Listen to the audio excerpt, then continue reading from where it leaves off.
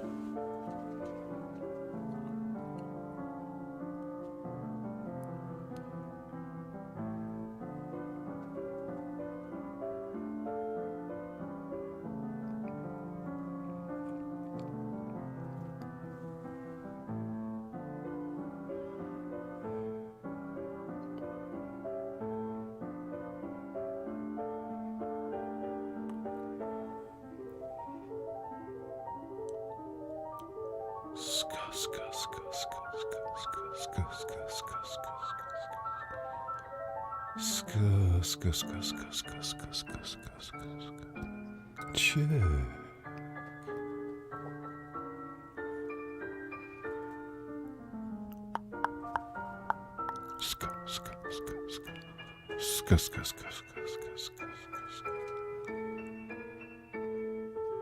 Test, dark road run.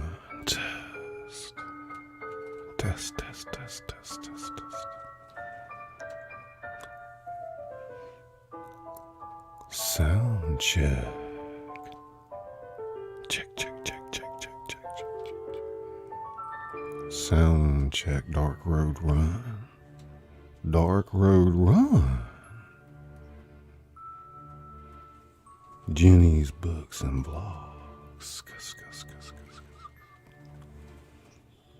I'd like to welcome you to the House of Thrillers. I'm Scully, the author that reads to you.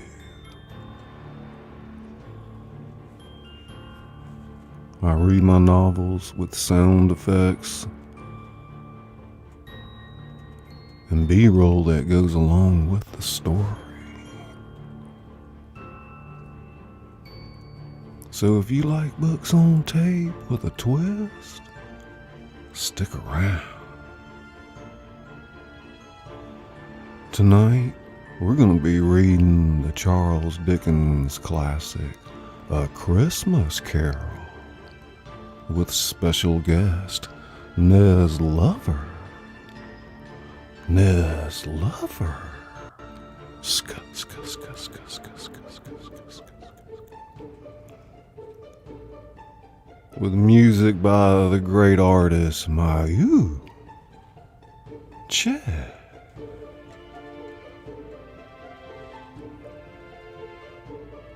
Before I bring on our special guest, I'd like to say hello. You're highly welcome. Think Dragon. Think Dragon. Think Dragon. There she is, CJ Kanoy. CJ Kanoy. Che. Okie Grower 75.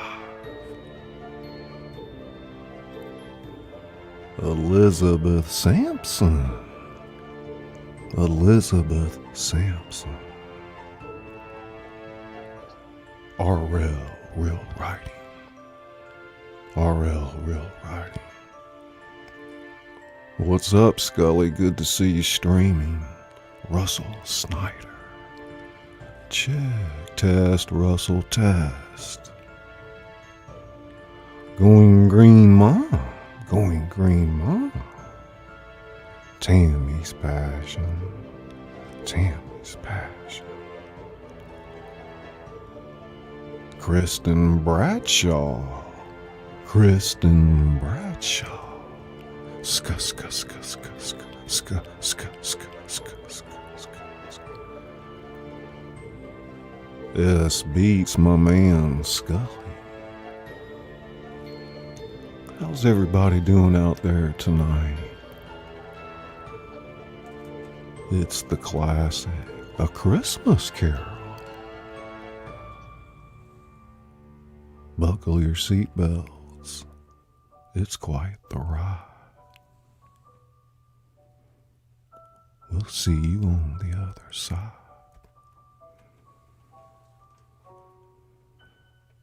Ska, ska, ska, ska, ska, ska, ska, ska, ska, ska, ska.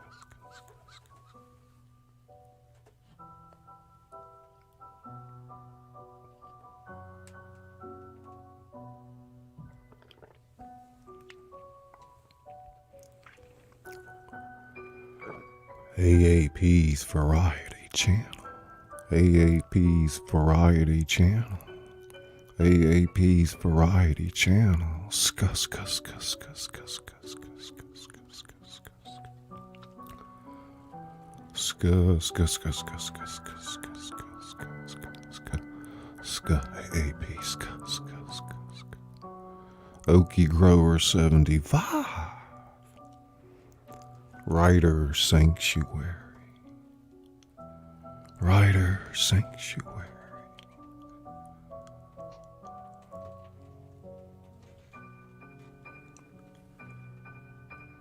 You guys are in for a treat tonight. Check, check, check, check, check, check, check, check, check, check, check, check. Linda Barker. Linda Barker. You ready, Linda?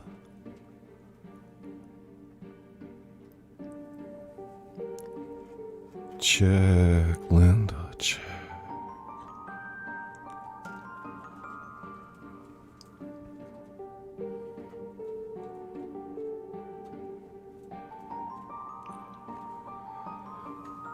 Share it out.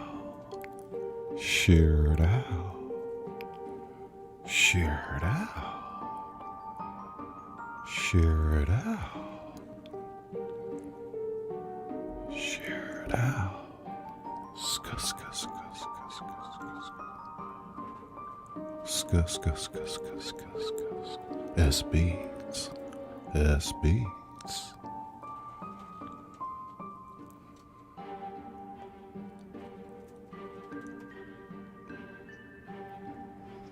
Without further ado, ladies and gentlemen, I'd like to introduce you to Nez Lover. Check, check, check, check. Ska, ska, ska, ska. Hi, There everybody. she is. Tonight, we're going to be reading the classic Charles Dickens' A Christmas Carol.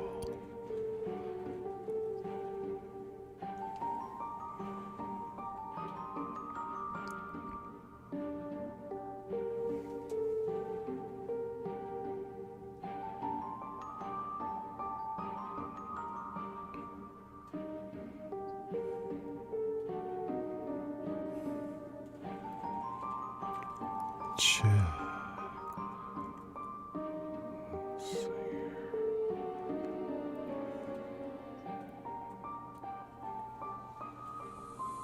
Hi, Okie Grower.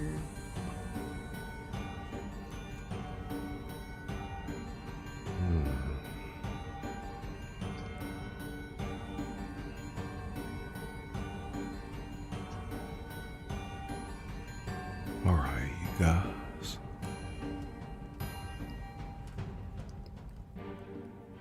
Hi, How's that sound, everybody? Linda.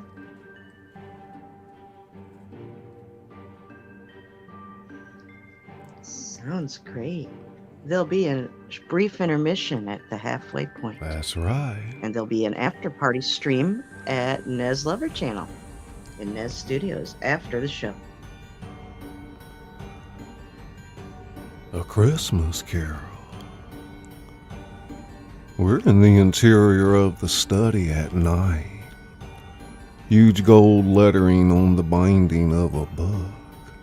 Quite unexpectedly, it reads, Great Expectations. Beside it on a shelf are other books. Oliver Twist, David Copperfield, and of course, A Christmas Carol. A small hand reaches for this last and pulls it off the shelf. A sober-faced young girl, maybe 10 years old, clutches the book to her bosom and intently carries it out of the room and into a cheerily lit sitting room in London, England, one Christmas Eve in the 1860s. The girl carries the book to a corner of the room where a man sits before a large picture window revealing a snow-covered street under a night sky. Handsome in his late 20s, with a pleasant voice. Obviously a favorite uncle, he is surrounded by a noisy circle of children and young adults. He is to be the narrator of the story. They are pestering him for something and he is waving them off. I don't know why you should want to hear this story again. You must have heard it a dozen times by now. 100. 1,000? But it's good for a laugh. And it's your story as much as it is anyone's, isn't it? Maybe it is, but I'm not sure I'm necessarily the right one to tell it. Well, that's not true. Grandmother says you're the only one who knows how to tell it right. The others, particularly the younger children, murmur agreement. The 10-year-old girl passes through the little crowd with the book in her hand. Please, we want to hear it from you. She hands the narrator the book. He smiles at it and sets it in his lap unopened as the 10-year-old girl sits at his feet.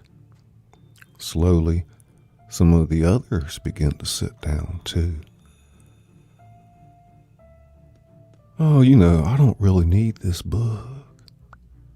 I've been telling this story every Christmas for, I don't know how many years.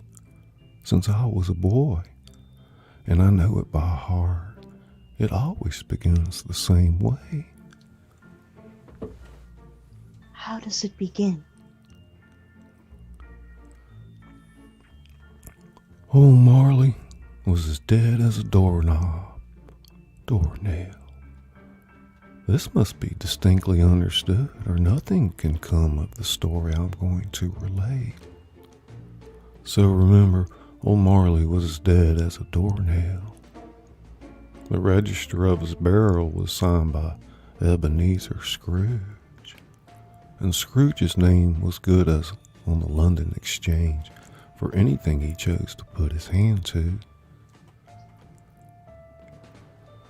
As he speaks, the view of the street through the window behind him blurs and resolves itself into a view of the London Exchange. Packed with well-dressed businessmen who hurry up and down and chink the money in their pockets. Among their numbers is a fat man with a monstrous chin who chats with a red-faced man with a pendulous excrescence. Also present is a man with a sharp and bitter face, and as bald as Patrick Stewart, give or take a hair. This is Ebenezer Scrooge. Scrooge is bundling up his coat and heading for the exit when the fat man makes eye contact with him. Ah, Mr. Scrooge! Your servant, sir. Are you off home to keep Christmas? I'm not in the habit of keeping Christmas. Then why are you leaving so early? Christmas has a way of keeping men from doing business. Come, it's in the nature of things that ants toil and grasshoppers sing and play, Mr. Scrooge.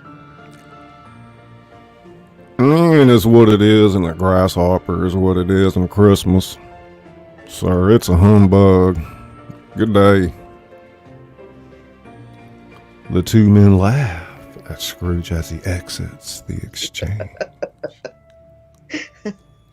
Moments later, on the massive stone steps just outside the exchange, a shivering, poorly dressed man sees Scrooge walking toward him. Scrooge pays him no heed. The man follows and clutches at Scrooge's sleeve. The two men descend the steps together. Mr. Scrooge, sir. Who are you? Samuel Wilson, sir. Oh yeah, you're the guy that owes me the odd £20, I believe. Well, if you want to pay it, come to my place of business. I don't conduct my affairs in the teeth of inclement weather. I can't pay you, sir. I'm not surprised. Not unless you give me more time. Did I ask you for more time to lend you the money? No, sir. Then why should you ask for more time to pay it back? Because I can't take my wife to a debtor's prison. Then leave her behind. Why should she go to a debtor's prison anyway? She didn't borrow the £20. You did. What has your wife got to do with it? For that matter, what have I got to do with it? Good afternoon.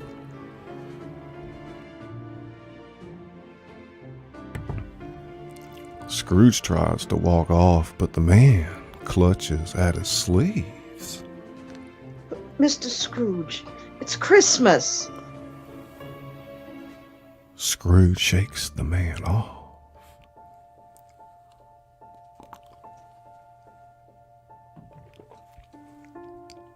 Christmas has even less to do with it, my dear sir, than your wife has or I have. You still owe me the £20. You're not in a position to repay it. If it was the middle of a heat wave on August bank holiday, good afternoon.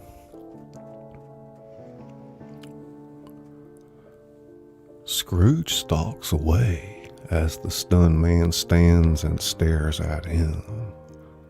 We dissolve to the exterior of a London street.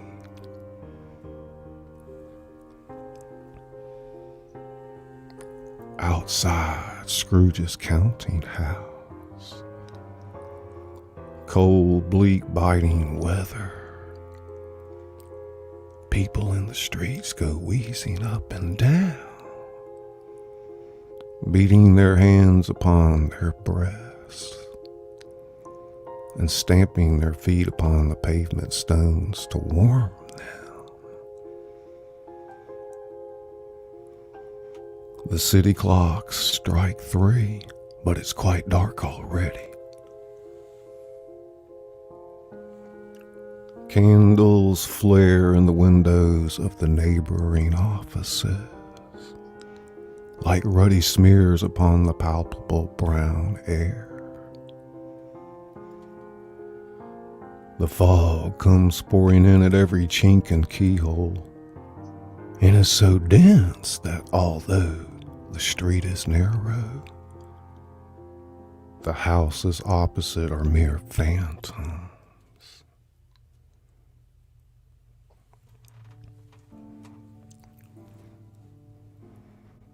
The sign above the counting house door reads, Scrooge and Marley.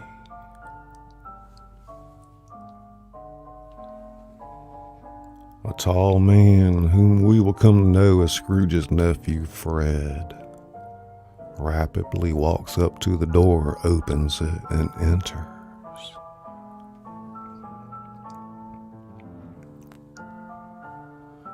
Scrooge's clerk, Bob Cratchit, sits in a dismal little cell, a sort of tank, copying letters. There's a very small fire, so small that it looks like there's only one lump of coal. Fred appears all in a glow, his face ruddy and handsome, his eyes sparkling. His breath smokes in the cold. A Merry Christmas, Uncle! God save you! The person at the desk spins around, glaring at the intruder. It's Scrooge. Bah humbug! Christmas a humbug, Uncle. You don't mean that, I'm sure. I do. Merry Christmas. What right have you to be merry? What reason have you to be merry? You're poor enough. Come then, what right have you to be dismal? What right have you to be so morose? You're rich enough. Scrooge has no better answer. Bah humbug. Don't be cross, Uncle. Fred enters the office and crosses to a Gothic window in the wall, from which is visible the ancient tower of a church. What else can I be when I live in such a world of fools as this Merry Christmas? Out upon Merry Christmas. What's Merry Christmas time to you but a time for paying bills without money? A time for finding yourself, well, a year older, but not an hour richer. A time for balancing your books and having every item in them through around a dozens of months presented dead against you. If I could work my will, every idiot who goes about with this Merry Christmas on my lips should be boiled with his own pudding and buried with a stake of holly through his heart. He should. Uncle! Nephew, keep Christmas in your own way and let me keep it in mine. Keep it, but you don't keep it. Let me leave it alone, then. Much good may it do you. Good it has ever done you. There are many things from which I might have derived good, by which I have not profited, I dare say Christmas among the rest. But I am sure I have always thought of Christmas time, when it has come around, as a kind, forgiving, charitable, pleasant time. The only time I know of in the long calendar of the year when men and women seem by one consent to open their shut hearts freely, and to think of people below them as if they were really fellow passengers on the way to the grave, and not a race of creatures bound on each other's journeys. And therefore, Uncle, though it has never put one scrap of gold or silver in my pocket, I believe that it has done me good and will do me good, and I say, God bless it. Bob Cratchit, still in the tank, involuntarily applauds. Becoming immediately sensible of the impropriety, he quickly pokes the fire and extinguishes the last frail spark. Let me hear another word from you and you'll keep your Christmas by losing your job. To his nephew, and you're quite the powerful speaker. I wonder if you don't go into Parliament. Don't be angry, Uncle. Come, dine with us tomorrow. Will you come see us? I'll see you all right. I'll see you in hell. Why? Why? Why did you get married? Because I fell in love. Scrooge looks at him as if falling in love was the only thing in the world more ridiculous than a Merry Christmas. Because you fell in love? Good afternoon. Uncle, you never came to see me before that happened. Why give it as a reason for not coming now? Good afternoon. I want nothing from you. I ask nothing of you. Why can't we be friends?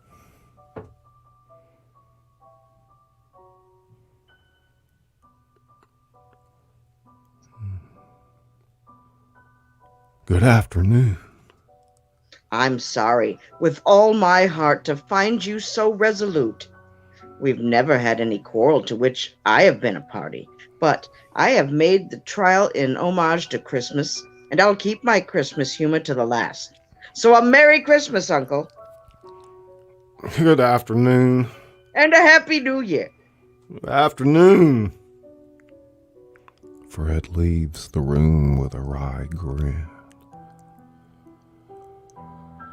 On his way out the front door and buttoning his coat, he exchanges greetings with Bob Cratchit. How is Mrs. Cratchit and all the small little Cratchits? Very good, sir. All chomping at the bit, waiting for Christmas to begin, eh? Yes, sir. All very eager, yes, sir. And the little lame boy, which one is he? Tim? Tim, sir. That's right. How is he? We're in high hopes. He's getting better, sir. Good, good. A Merry Christmas to you. Same to you, sir, I'm sure. Thank you. Bob Cratchit watches Fred exit, then glances at Scrooge's office, surprised to find Scrooge glaring at him. And you, 15 shillings a week and a wife and family, talking about a Merry Christmas. I'll retire to Bedlam. Bob Cratchit watches Scrooge shake his head and return to his desk. Not long after, two portly gentlemen, pleasant to behold, stand with their hats off in Scrooge's office. They hold books and papers in their hands and bow to him. The first gentleman glances at a list. Scrooge and Marley's, I believe. Have I the pleasure of addressing Mr. Scrooge or Mr. Marley? Mr. Marley has been dead these 7 years. He died 7 years ago this very night.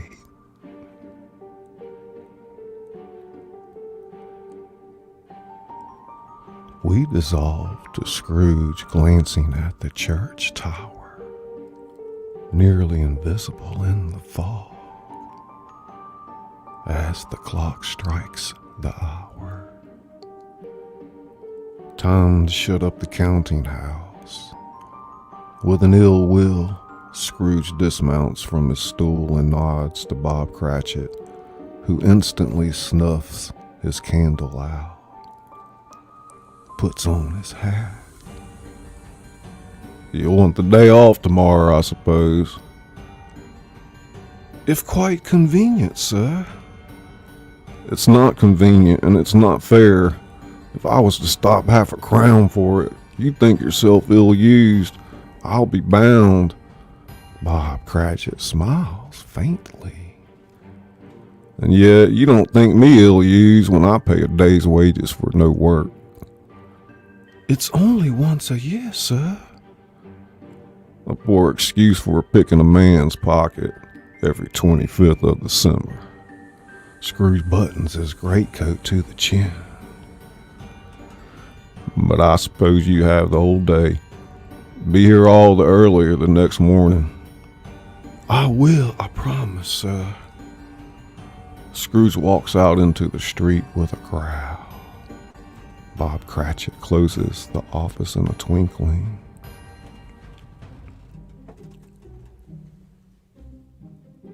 We're at the exterior of Scrooge's building. A dark and threatening building.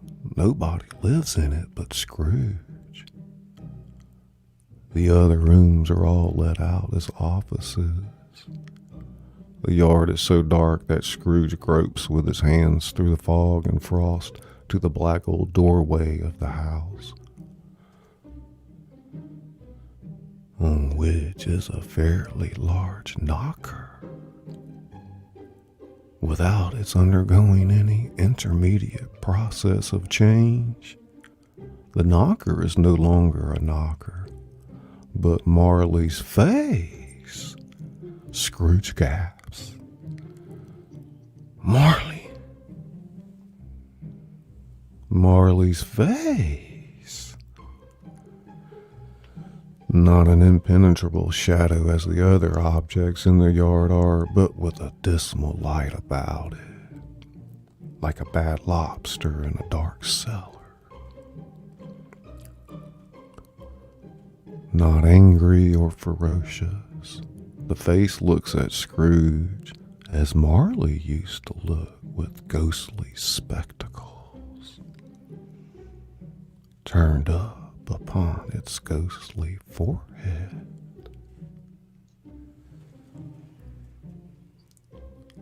As Scrooge lets go of the key and stares fixedly at this phenomenon, it becomes a knocker again.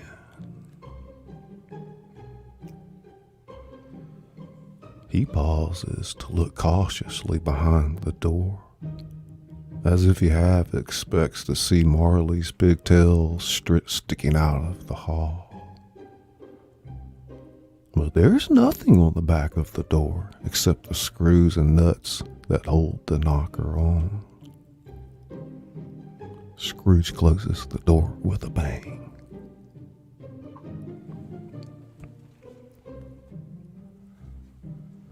A suspicious, slightly unnerved Scrooge walks through his gloomy suite of rooms. Bedroom as usual, nobody under the bed. Nobody in the closet. Suddenly, he sees a ghostly white shape in the darkness on the opposite side of the room.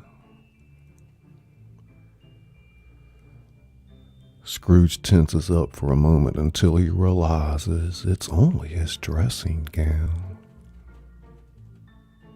Quite satisfied, he closes his door and double locks himself in. Not his custom.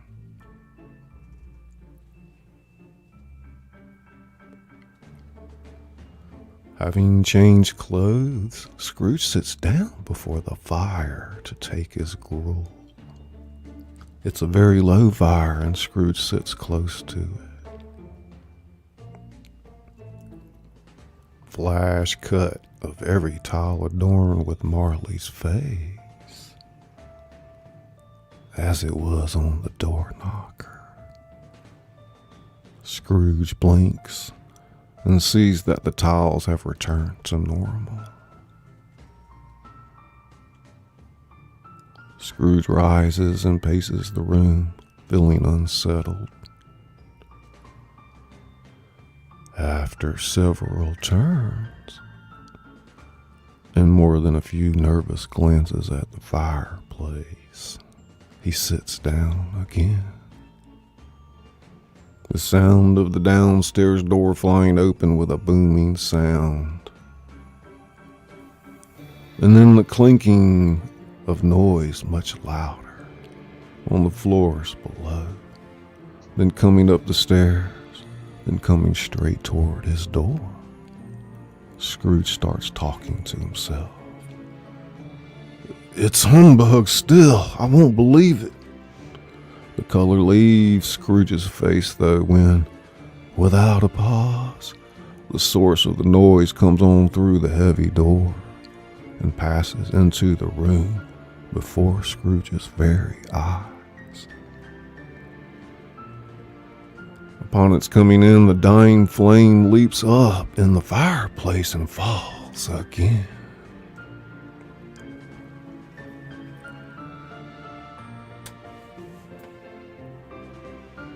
The same face, the very same. Jacob Marley's ghost in his pigtail, usual waistcoat, tights, and boots. The tassels on the latter bristling like his pigtail. A wrapper of folded kerchief is bound about Marley's head and chin.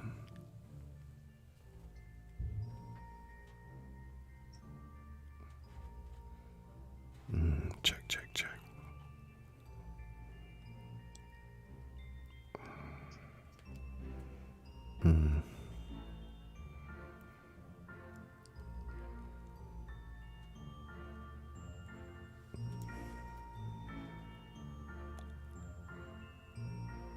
Check, please. Check.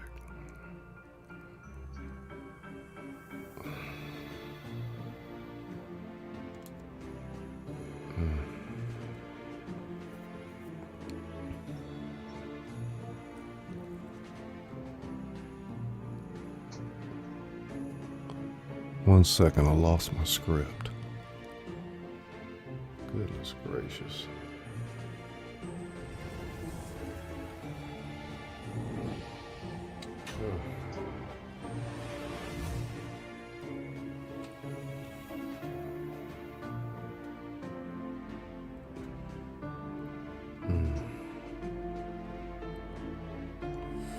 There it is.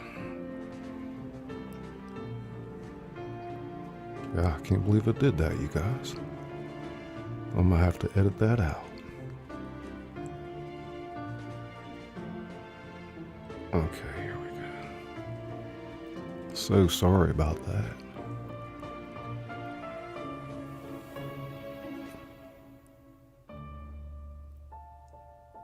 There she blows. A long chain is clasped about his middle, wound about him like a tail, and made of cash boxes, keys, padlocks, ledgers, deeds, and heavy purses wrought in steel. We're all human, right? Marley's body is transparent. Oh my gosh.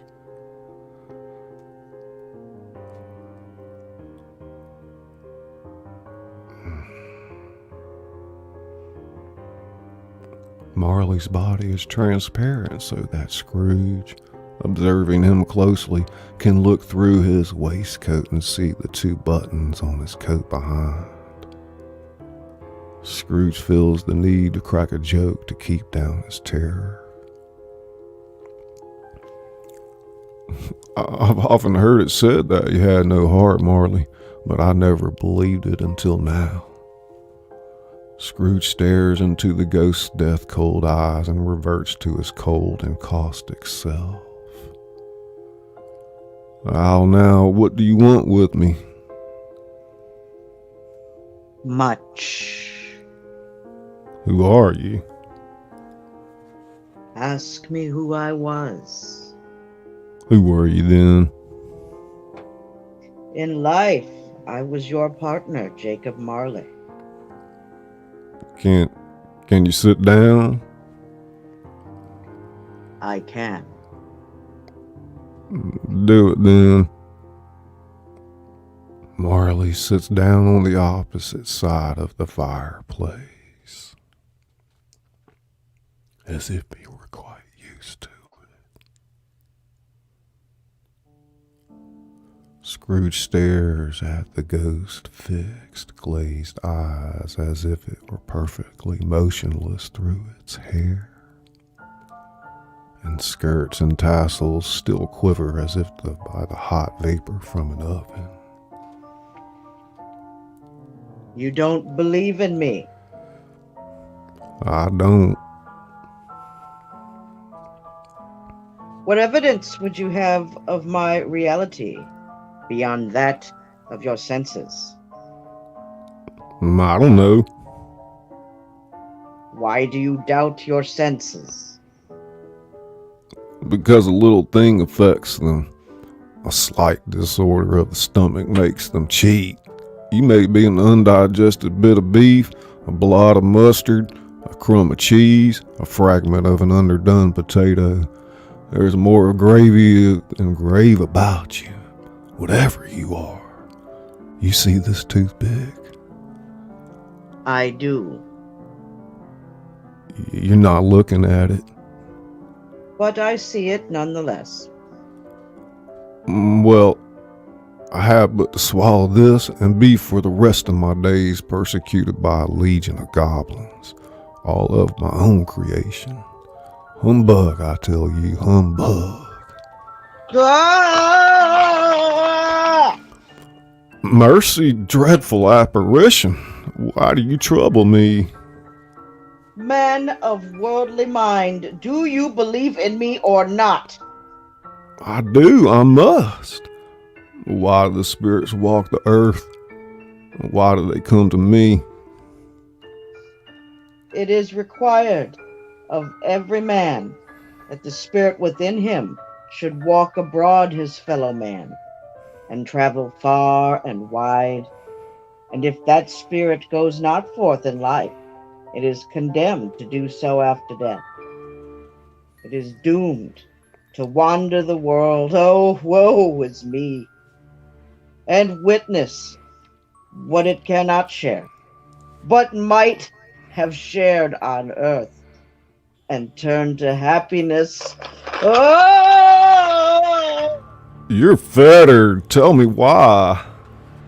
I wear the chain I forged in life. I made it link by link and yard by yard. I girded it of my own free will, and of my own free will, I wore it. Its pattern is strange to you? Or would you know the weight and length of the strong coil you bear yourself? It was as full and heavy as this 7 Christmas Eves ago. You've labored on it since. It is a ponderous chain. Scrooge glances about him on the floor in the expectation of finding himself surrounded by some 50 or 60 fathoms of iron cable. But he sees nothing. Jacob, old Jacob Marley, tell me more. Speak comfort to me, Jacob. I have none to give. It comes from other regions, Ebenezer Scrooge, and is conveyed by other ministers to other kinds of men. Nor can I tell you what I would.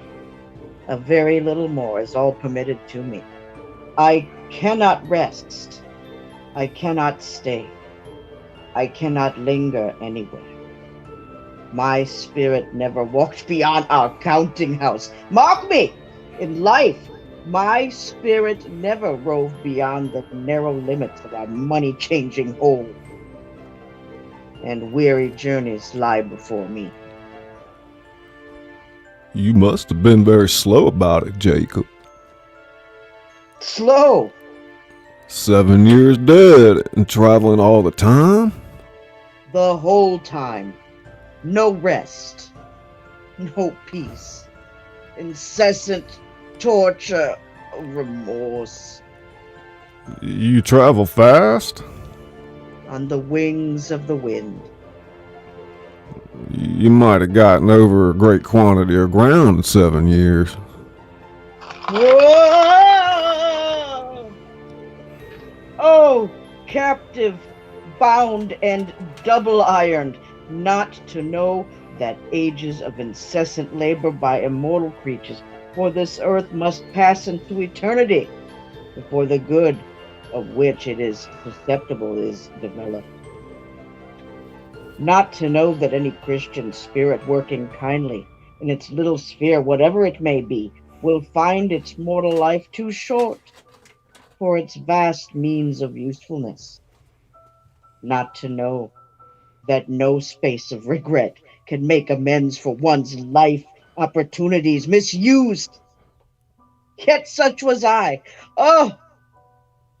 But you were always a good man of business, Jacob. Business!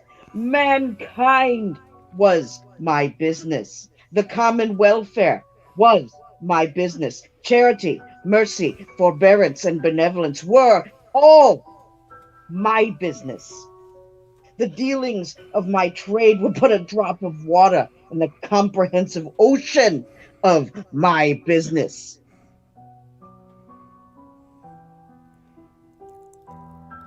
Marley At holds this up his time chain. of year, I suffer the most. Why did I walk through crowds of fellow beings with my eyes turned down and never realize them to be blessed star which led them to the wise men, to a poor abode?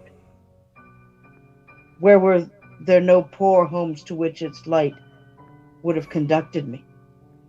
Scrooge shivers. Hear me, my time is nearly gone. I will, but don't go hard upon me. Don't be flowery, Jacob. How is it that I can appear before you in a shape that you can see I may not tell? I've sat invisible beside you many and many a day. Scrooge shivers at this and wipes the perspiration from his brow. That is no light part of my penance. I'm here tonight to warn you that you still yet have a chance and hope of escaping my fate, a chance and hope of my procuring Ebenezer.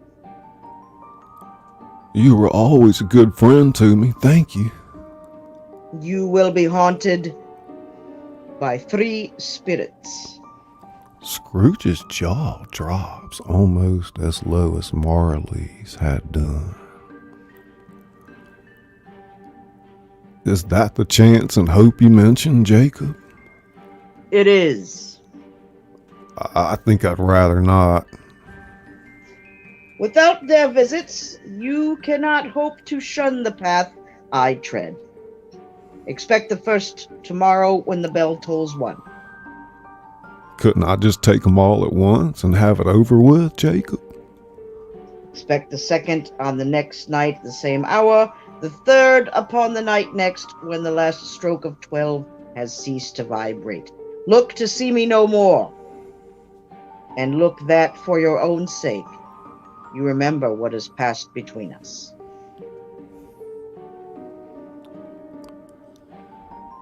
Marley floats out the window into the bleak, dark night. Scrooge follows to the window, desperate in his curiosity. He looks out. The foggy air is filled with phantoms, wandering hither and thither in the restless haste, and moaning as they go. Every one of them wears chains like Marley's. Many have been personally known to Scrooge in their lives. Scrooge closes the window and examines the door by which the ghost had entered. It's still double locked. He crosses to his bed. Without undressing, he gets in and falls asleep instantly. The light from the fire in the sitting room is visible under the closed bedroom door. As we dissolve to the interior of Scrooge's bedroom,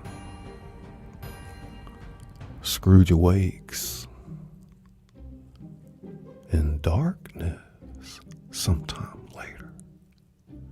The fire has gone out in the sitting room. As the chimes of a neighboring church strike 12, Scrooge counts with his fingers. 12? It was past 2 when I went to bed. Clocks must be wrong. Scrooge lights a candle and sits on the edge of his bed, looking at his bedside alarm clock. It reads 12. Why, 12? It can't. It isn't possible. I can't have slept through the whole day, far into another night. He picks up the clock and checks it, then seems to remember something. The narrator. Now, of course, the ghost had warned Mr. Scrooge that a spirit would visit him when the bell tolled 1. Scrooge appears to make a decision of some kind and begins to fiddle with his clock. So, he resolved to lie awake until the hour was past, and considering that he could go no more to sleep than go to heaven, this was perhaps the wisest decision he could make. Naturally, he didn't want to be caught dozing off, so he made sure to set the alarm on his clock to go off precisely at 1. About an hour later, nothing. Bah! He sighs, blows out the candle. After a long pause, the church bell sounds with a deep, dull, hollow, melancholy 1. Scrooge's eyes pop open and a wave of dread passes over his face.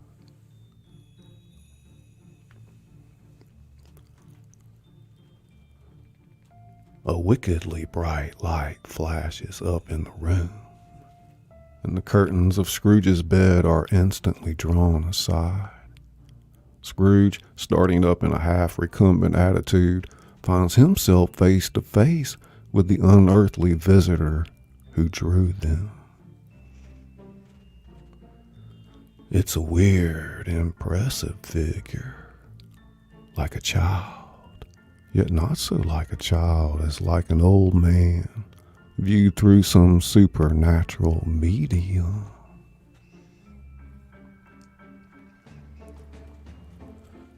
Its belt sparkles and glitters now in one part and now in another, and it is continuously morphing. What is light one instant, or at another time is dark, so the figure itself fluctuates in its distinctness, being now a thing with one arm, now with one leg, now with 20 legs, now a pair of legs without a head, now a head without a body, of which dissolving parts no outline is visible in the dense gloom wherein they melt away and then reform, distinct and clear as ever. Are you the spirit, sir, whose coming was foretold to me? I am. Who and what are you? I'm the ghost of Christmas past. Long past? No, your past. Scrooge winces and blinks at the light coming from the ghost's crown. I wonder if you might put a hat on. What would you so soon put out with worldly hands the light I give?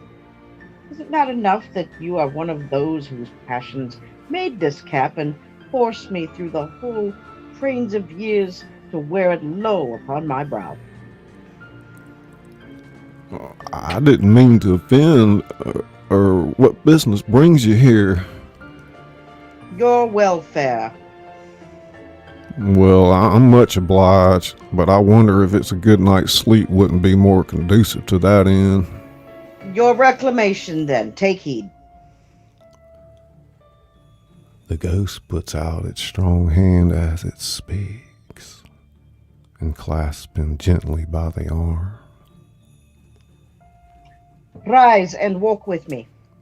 Scrooge rises, but finding that the ghost leads him toward the window, clasps his robe in supplication. It's the middle of the night. Bear but a touch of my hand there. The ghost points And you- to its heart. You shall be upheld in more than this. Scrooge touches the ghost's heart and they pass through the wall. Scrooge and the ghost stand on an open, sunlit country road, where fields on either hand. It's a clear, cold winter day, with snow upon the ground. Scrooge looks about and clasps his hands together. Good heaven! I was bred in this place. I was a boy here. The ghost gazes upon him mildly. Your lip is trembling.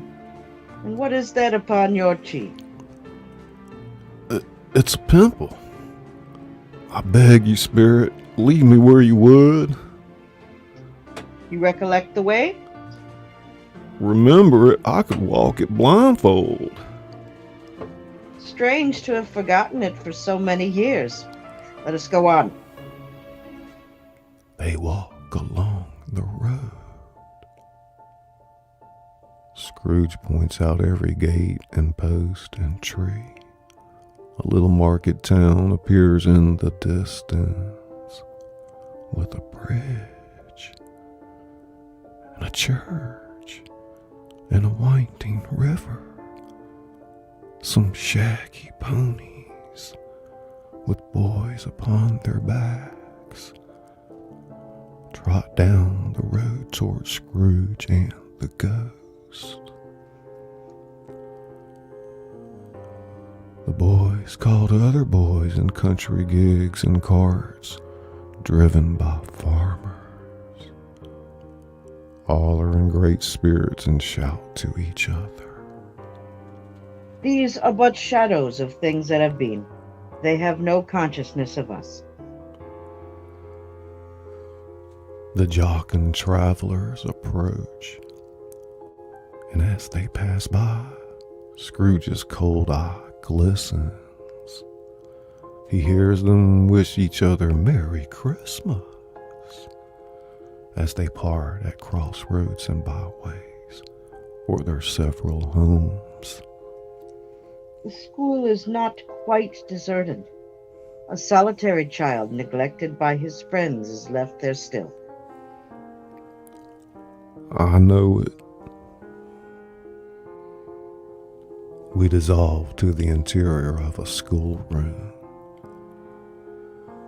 A long, bare, melancholy room, made bare still by lines of plain deal forms and desks. At one of these, a lonely boy reads near a feeble fire. Scrooge sits down upon a form and weeps to see his poor forgotten self as it used to be. The ghost joins him. Poor boy. Scrooge dries his eyes with his cuff, then mutters, puts his hand in his pocket and looks about him. I wish, but it's too late now. What is the matter? Nothing. There was a boy singing in a Christmas carol at my window last night. I should like given him something, that's all. The ghost smiles thoughtfully and waves its hand. Let us see another Christmas. Scrooge's younger self suddenly morphs into an older boy, and the room becomes a little darker and more dirty. His former self is still alone. All the other boys have gone home again for the holidays. Young Scrooge is now not reading now, but walking up and down despairingly. He looks at the ghost, and with a mournful shaking of his head, glances anxiously towards the door. It opens, and a little girl, much younger than the boy, stands at the threshold. It's Scrooge's sister, Fan. The older Scrooge is amazed to see her. Fan? Ebenezer. Fan steps toward him, arms outstretched as if to give him a hug, and he responds. But as she darts forward, her body passes through him. For she is but a shadow, and puts her arms about the neck of the younger Scrooge. Though disappointed, the elder Scrooge turns to watch the youngster's embrace. Dear, dear brother. I've come to bring you home, dear, dear brother. She claps her tiny hands and bends down to laugh. To bring you home, home, home! Home, little fan? Yes, home for good and all. Home forever and ever. Father is so much kinder than he used to be. That home's like heaven. For you, perhaps, but not for me. He doesn't know me or even know what I look like. Same as I hardly know you, now that you're quite a woman.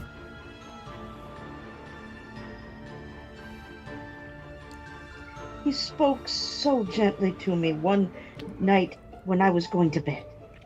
I was not afraid to ask him once more if you might come home. And he said, yes, yes, you should, and sent me in a coach to bring you. And you're to be a man. You're never to come back here, but first we're to have all the Christmas together and have the merriest time in all the world. You are quite a woman, little fan. She claps her hands and laughs and tries to touch his head. But being too little, laughs again and stands on tiptoe to embrace him. Then she begins to drag him. Check, check, check.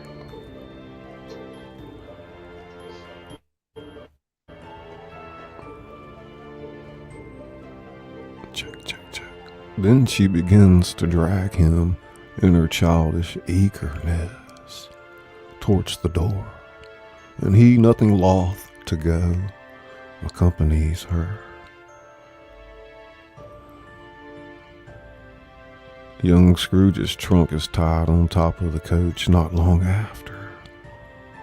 Young Scrooge and Fan bid an old schoolmaster goodbye, get in and drive gaily down the country road. Scrooge and the ghost watch the coach go by, its two passengers laughing and talking. Always a delicate creature, whom a breath might have withered. But she had a large heart. So she had. She died a woman, and had, as I think, children. One child. True, your nephew. Scrooge seems uneasy in his mind. That's right. The ghost casually peers over Scrooge's shoulder, and then Scrooge turns around to follow his gaze. He is startled to see the exterior of a warehouse at night. Know it? Know it? I apprenticed there. The ghost, using the half-dozen arms that fade in and out of view, gestures after you, and Scrooge enters. At the side of an old gentleman in a Welsh wig, Scrooge lets out a gasp and turns to the ghost behind him. Why, it's old Fezziwig. Bless his heart, it's Fezziwig alive again. Old Fezziwig lays down his pen and looks up at the clock, which points to the hour of 7. He rubs his hands, adjusts his capacious waistcoat, laughs, and calls out in a comfortable, oily, rich, fat, jovial voice.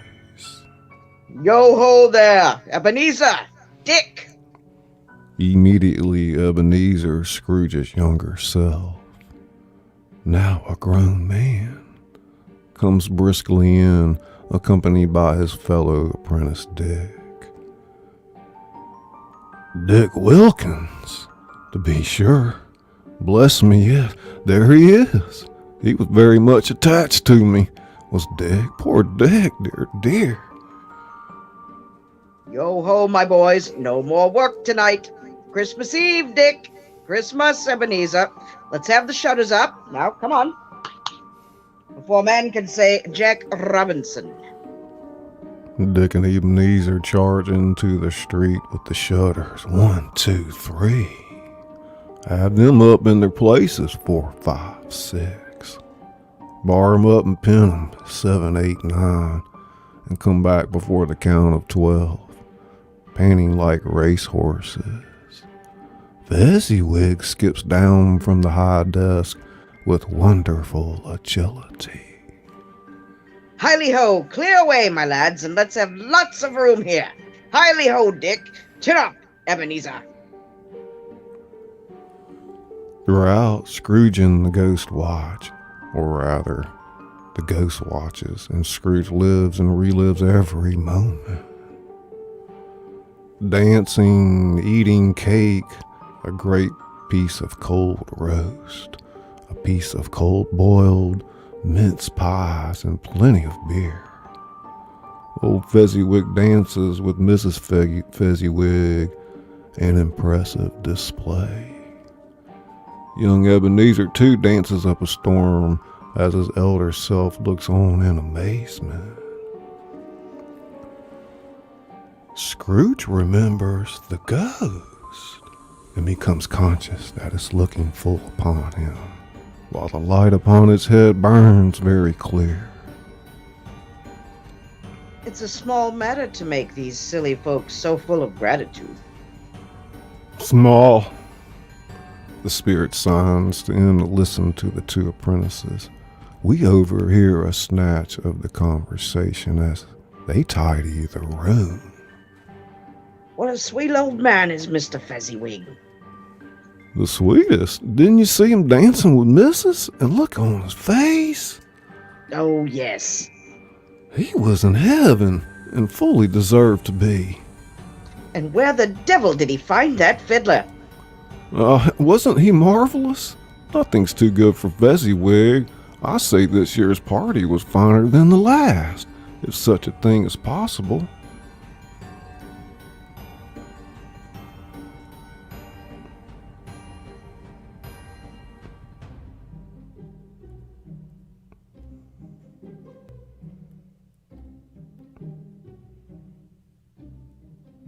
We dissolve to the exterior of a lake at day. Belle, in silhouette with her back to Ebenezer, faces the glassy water.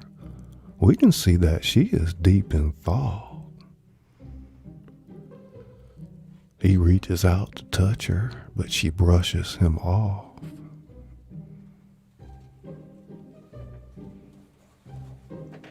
It matters little. To you, very little. Another idol has displaced me, and if it can cheer and comfort you in time to come, as I would have tried to do, I have no just cause to grieve. What idol has displaced you? A golden one. This is the even-hand dealings of the world. There's nothing on which it is so hard as poverty, and there is nothing it professes to condemn with such severity as the pursuit of wealth. You fear the world too much. All your other hopes have merged into the hope of being beyond the chance of its sordid reproach. I have seen your nobler aspirations fall off one by one until the master passion, gain, engrosses you, have I not?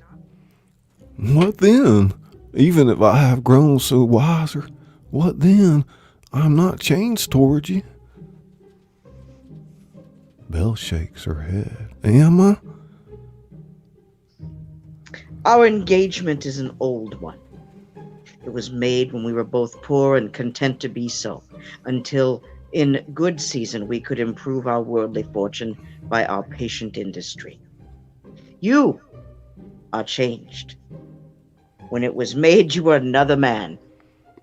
I was a boy. It's true. I'm not now what I was then. I am. That which promised happiness when we were one in heart is fraught with misery now that we are two. How often and how keenly I have thought of this, I will not say. It is enough that I have thought of it and can release you from our engagement. Have I ever sought release? In words, no, never. And what then? In a changed nature, in an altered spirit, in another atmosphere of life, another hope as its great end, in everything that made my love of any worth or value in your sight. If this had never been between us, tell me, would you seek me out and try to win me now? Ha! No. Check 1 second. 1 second, guys.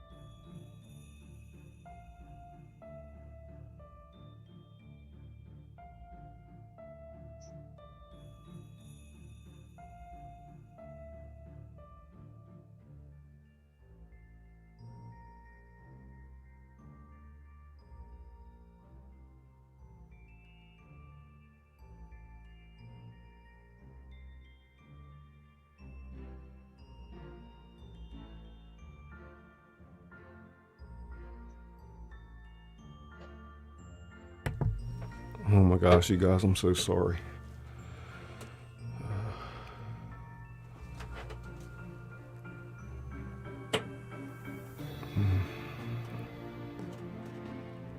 And a change in nature.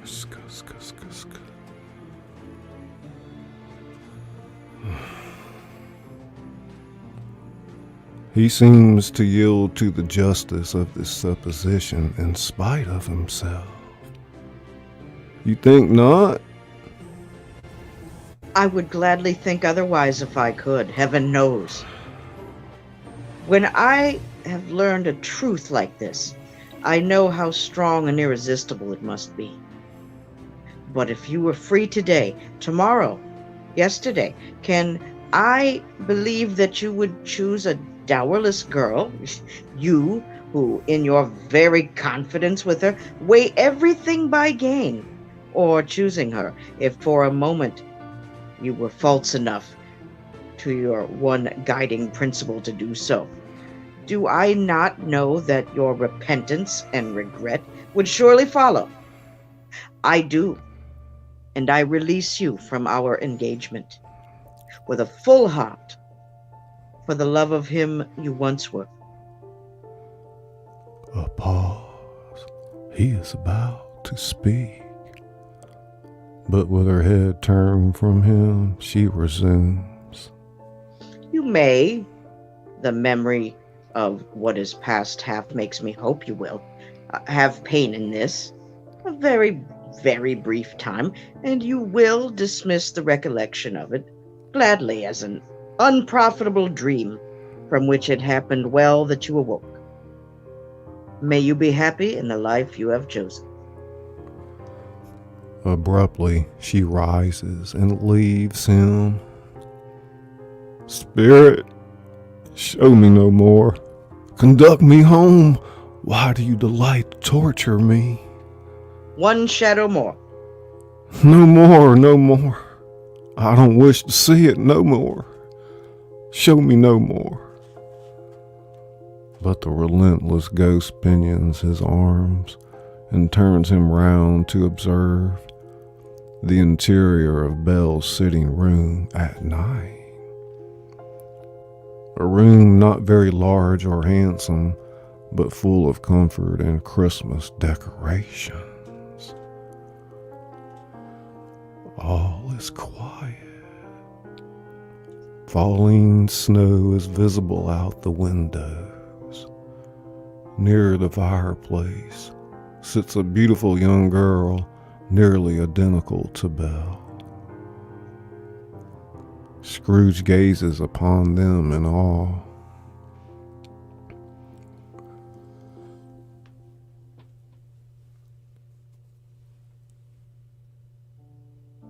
I suspect it must have staggered Mr. Scrooge to see these women, especially the younger one, because he had played his cards differently. A woman such as she might well have called him father, and been like a springtime for him in the haggard winter of his life. Of course, he might well have had more than one child. Nearly a dozen children explode into the room, making a tumultuous noise, but no one seems to care. On the contrary, the mother and daughter laugh heartily and enjoy it very much, and the latter mingles with them and gets clobbered ruthlessly.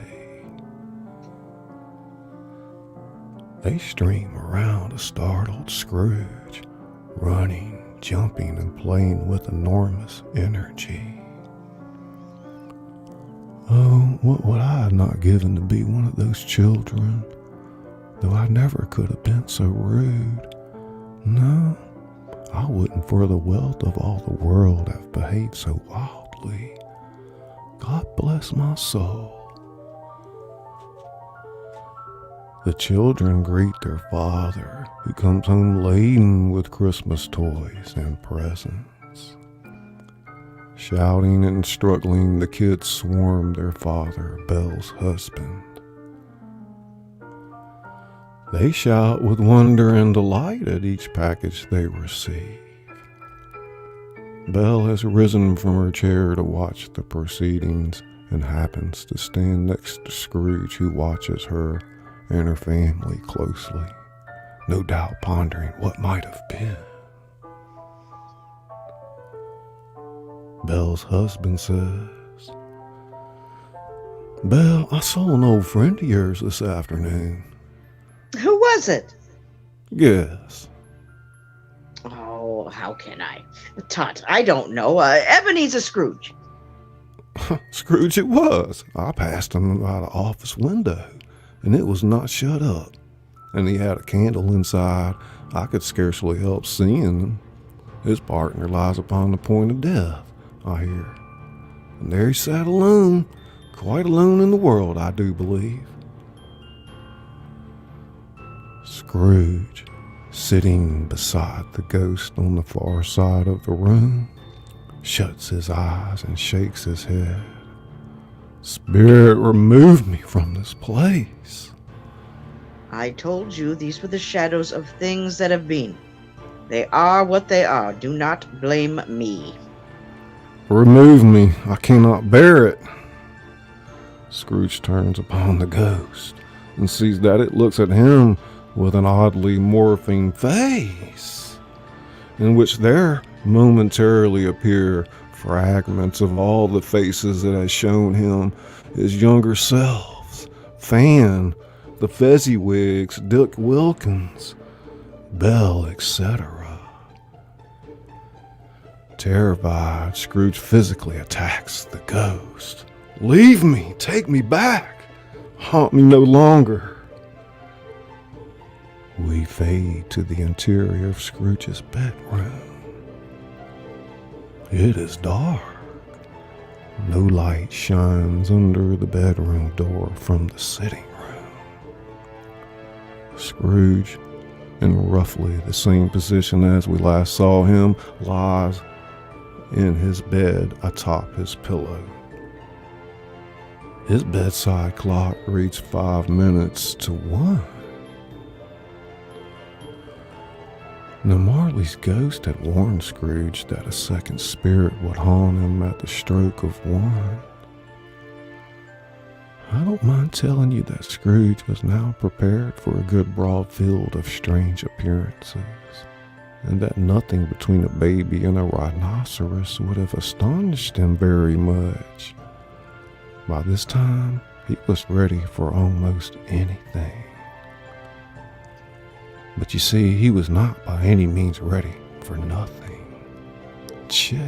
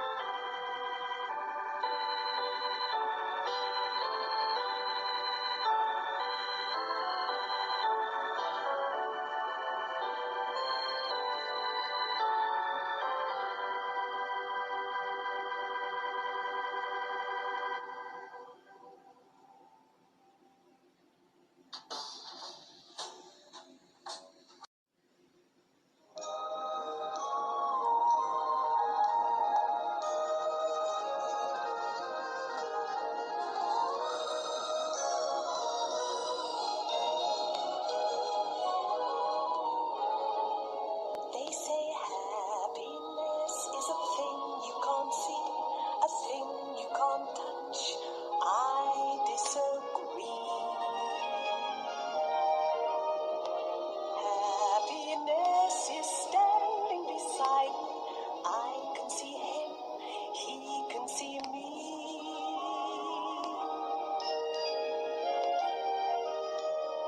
Happiness is whatever you want it to be.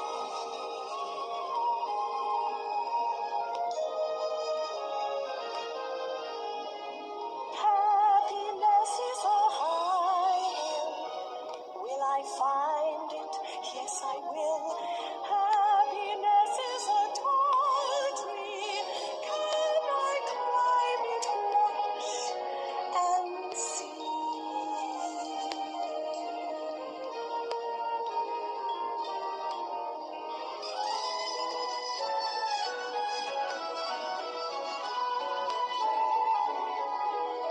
They say happiness is the folly of fools. Pity for me, one of the fools. Happiness is smiling upon me, walking my way, sharing my day. Happiness is whatever you want it to be.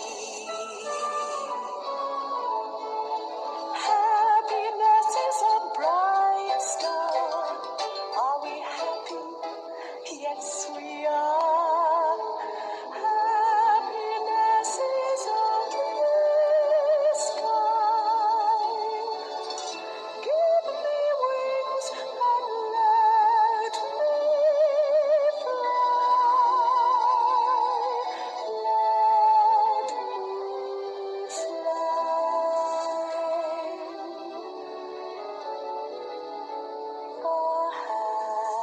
happiness is whatever you want it to be.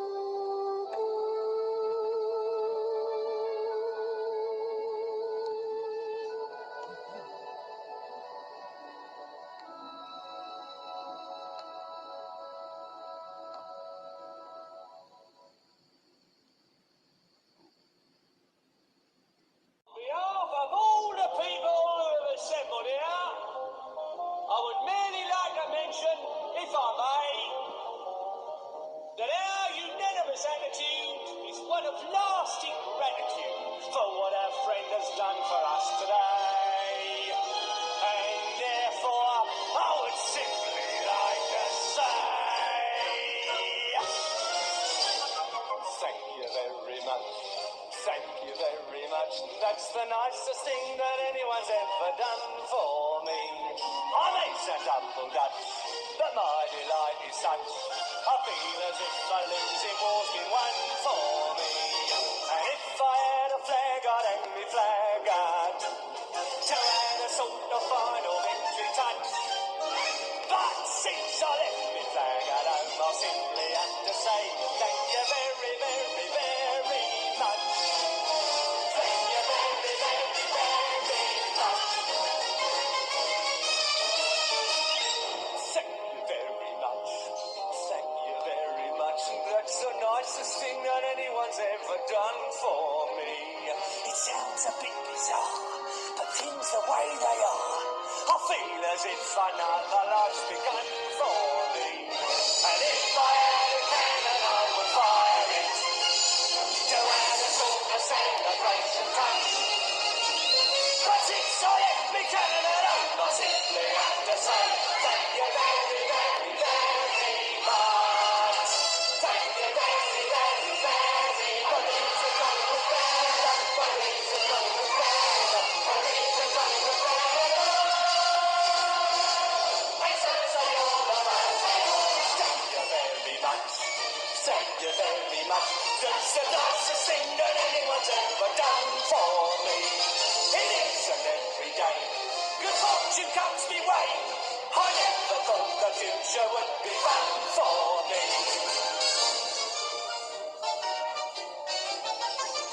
And if I had a bugle, I would blow it to add a sort of as your father's touch.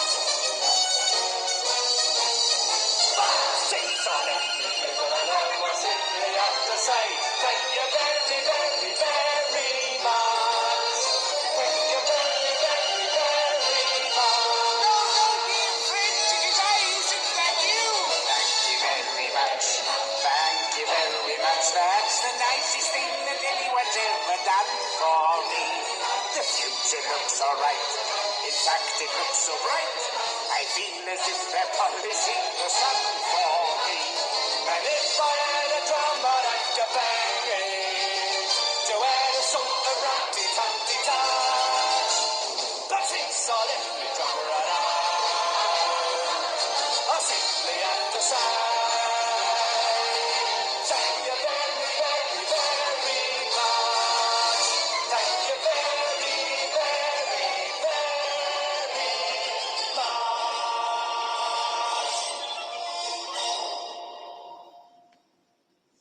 Do you like it? It's wonderful. I've never tasted anything like it. Of course you haven't. What is it? The milk of human kindness. There are more good things in this life, Scrooge, than you can possibly imagine. I'm sure there are. Can I have some more? Ebenezer Scrooge, the sins of man are huge. A never-ending symphony of villainy and infamy, duplicity, deceit, and subterfuge.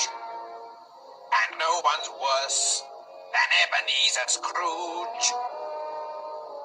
Though man's a handy candidate for hell, I must admit, life sometimes has its brighter side as well.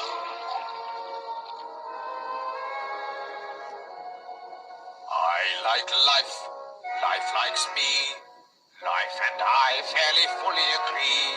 Life is fine. Life is good. Especially mine, which is just as it should be. I like pouring the wine, and why not? Life's a pleasure that I deny not.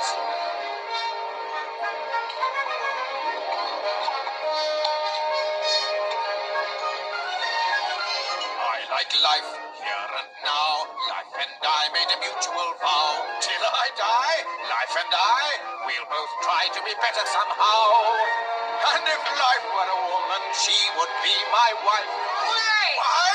Because I... It's all very well for you, but not for me. I hate life. Nonsense, man. Why? Because life hates me, that's right. Scrooge, you're an even bigger fool than I took you for. I've never heard such a lot of self-pitying dribble. You don't even know how to live. Now you listen to me. I like life. Well, go on. I like life. That's better. Life likes me.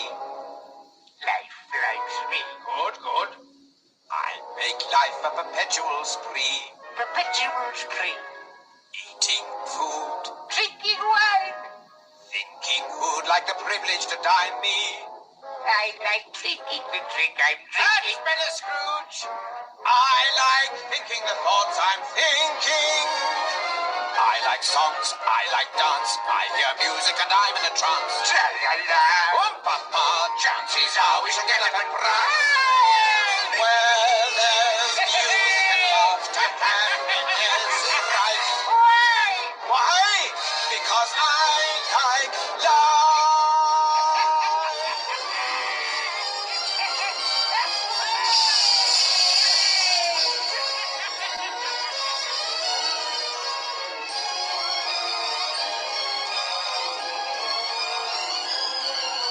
Where there's music and laughter, happiness is right. Why? Because I like life. See how much we like life.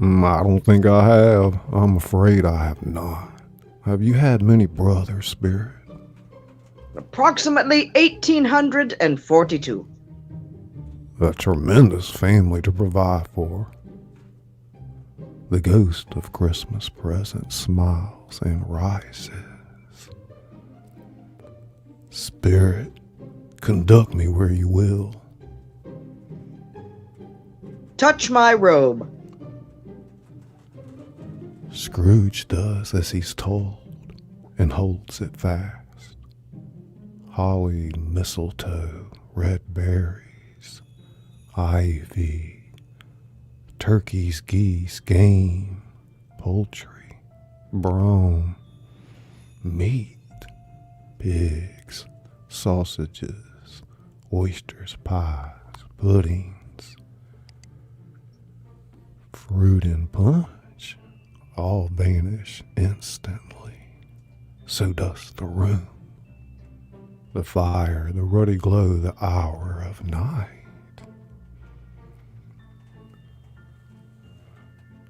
Scrooge and the Spirit wander the city streets on Christmas morning, where the severe weather causes the people to make a rough but brisk and not unpleasant kind of music, and scraping the snow from the pavement in front of their dwellings and from the tops of their houses.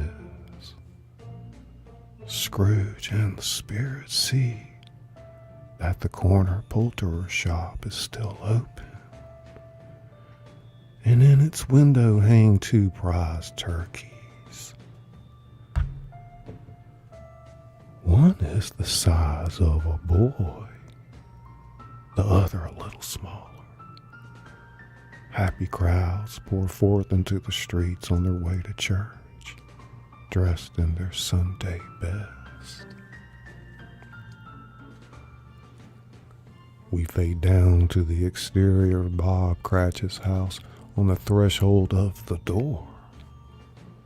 Scrooge watches as the Spirit smiles and stops to bless Bob Cratchit's 4-room house with an unspoken prayer.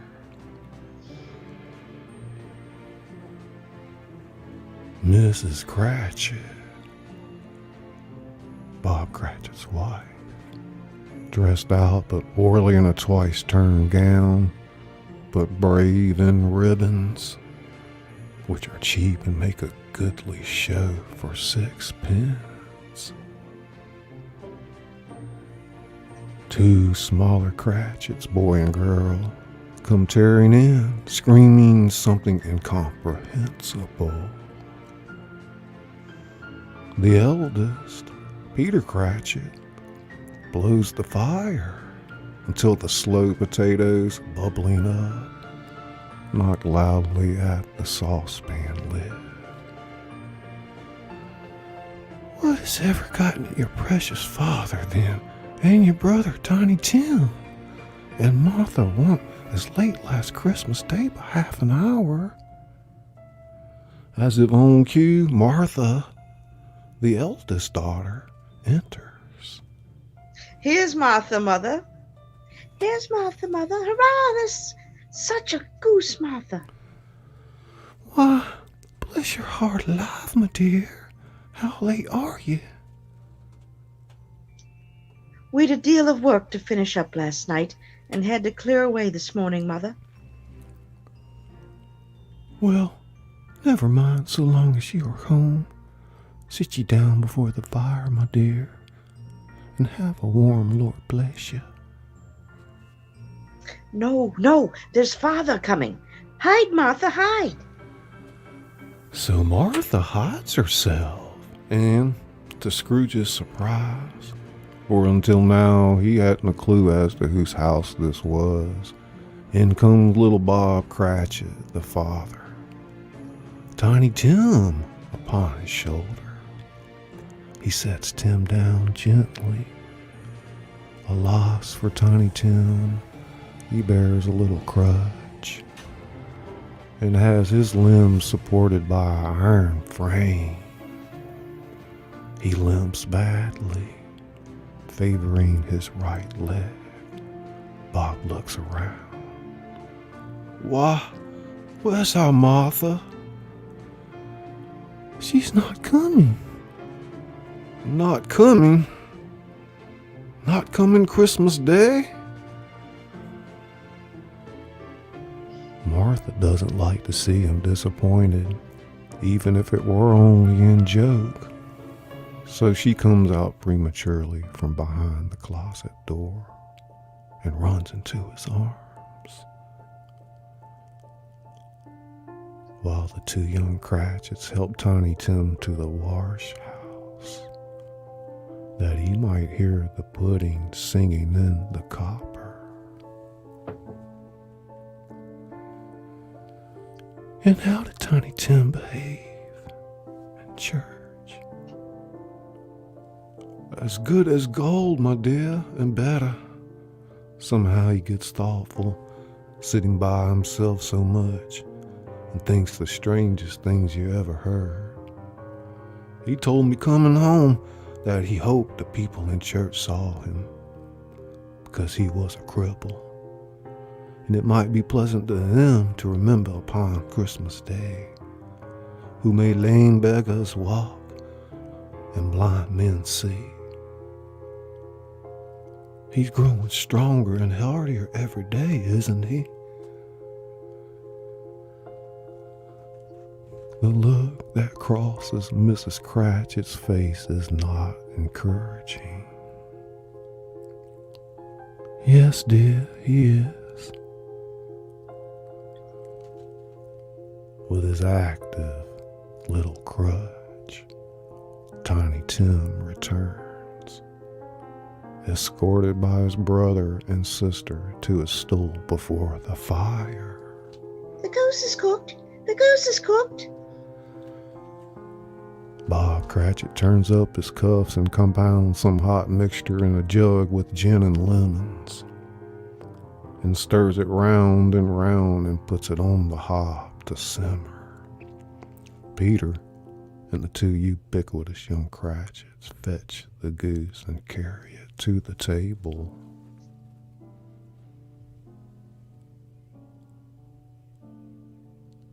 Not much of a goose. Bless us, O Lord, in these thy gifts which we are about to receive from thy bounty through Christ our Lord. Amen. I don't believe there was ever such a good goose. So tender. And delicious. And big. And cheap. It's lovely, Mother. This is a goose we shall remember for as long as we live. Thank you, Tim. After a dissolve, Miss Belinda changes the plates. Miss Cratchit is visibly nervous. I can't stand to look at the pudding. Suppose it should not be done enough. Oh, what a wonderful pudding! Bob Cratchit holds up a glass to propose a toast. A Merry Christmas to us all, my dears. God bless us. Oh, bless us, everyone. The family drinks and gets to work on the pudding. Tiny Tim sits very close to his father's side upon his little stool.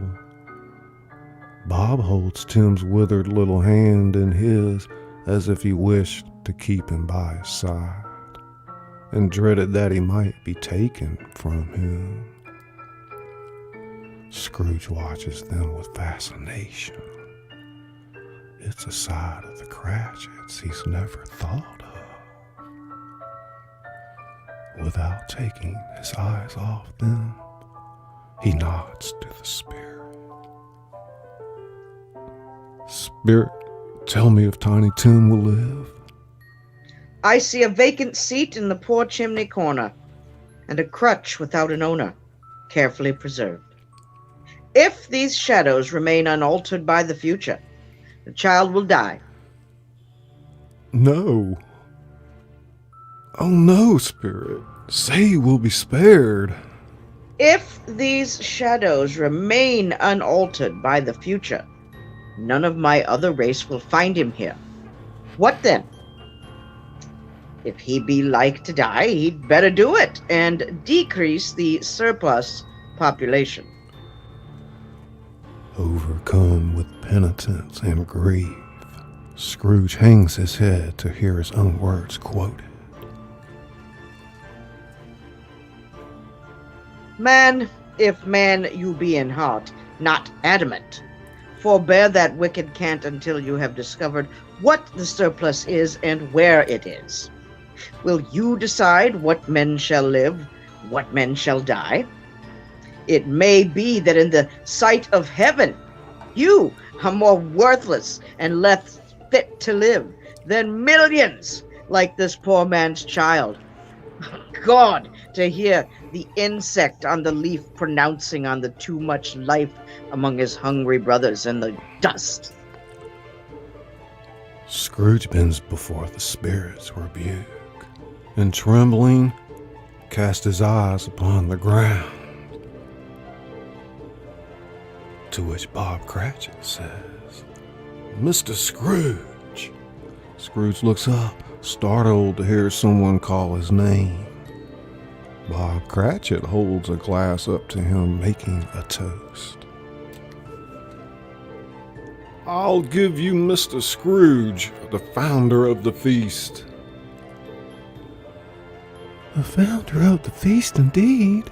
I wish I had him here. I'd give him a piece of my mind to feast upon, and I hope he'd have a good appetite for it." "My dear, the children, Christmas Day." "It should be Christmas Day, I am sure, on which one drinks the health of such an odious, stingy heart, unfeeling man as Mr. Scrooge. You know he is, Robert. Nobody knows it better than you, poor fellow." "My dear, have some charity. It's Christmas Day." "I'll drink his health for your sake and the page, but I'm not for his. Long life to him. A Merry Christmas and a Happy New Year. He'll be very merry and very happy, I have no doubt." Scrooge sees he is the ogre of the family and turns away from them toward the window where the evening sun sets. The spirit gestures to Scrooge to hold his robe, and the two rise up through the roof of the hut and high into the interior night sky.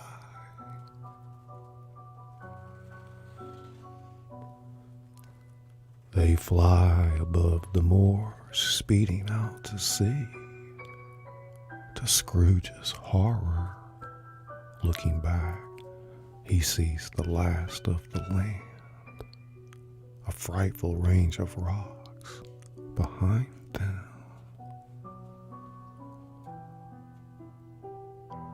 We fade on down the exterior of the ocean, Spirit and Scrooge, two rapidly moving silhouettes skimming the ocean surface.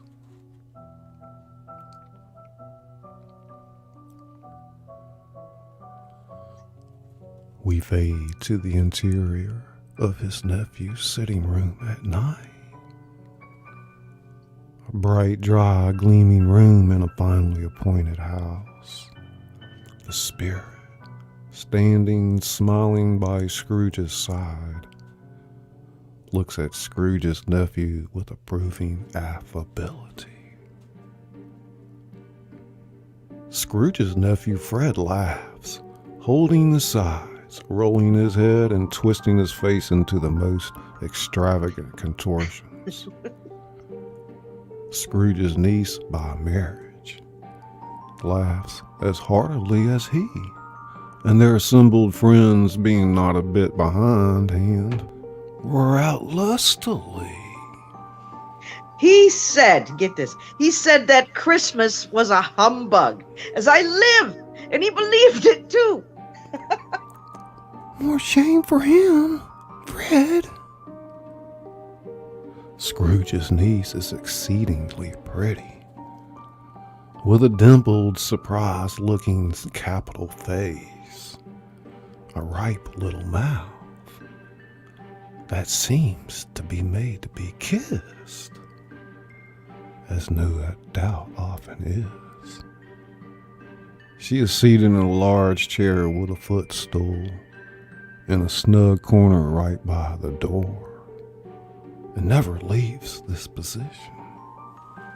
I should very much like to meet this uncle of yours, Fred. The droll way in which you portray him makes me curious. He's a comical old fellow, that's the truth, and not so pleasant as he might be. However, his offenses carry their own punishment, and I have nothing to say against him. I'm sure he is very rich. Fred, at least you always tell me so.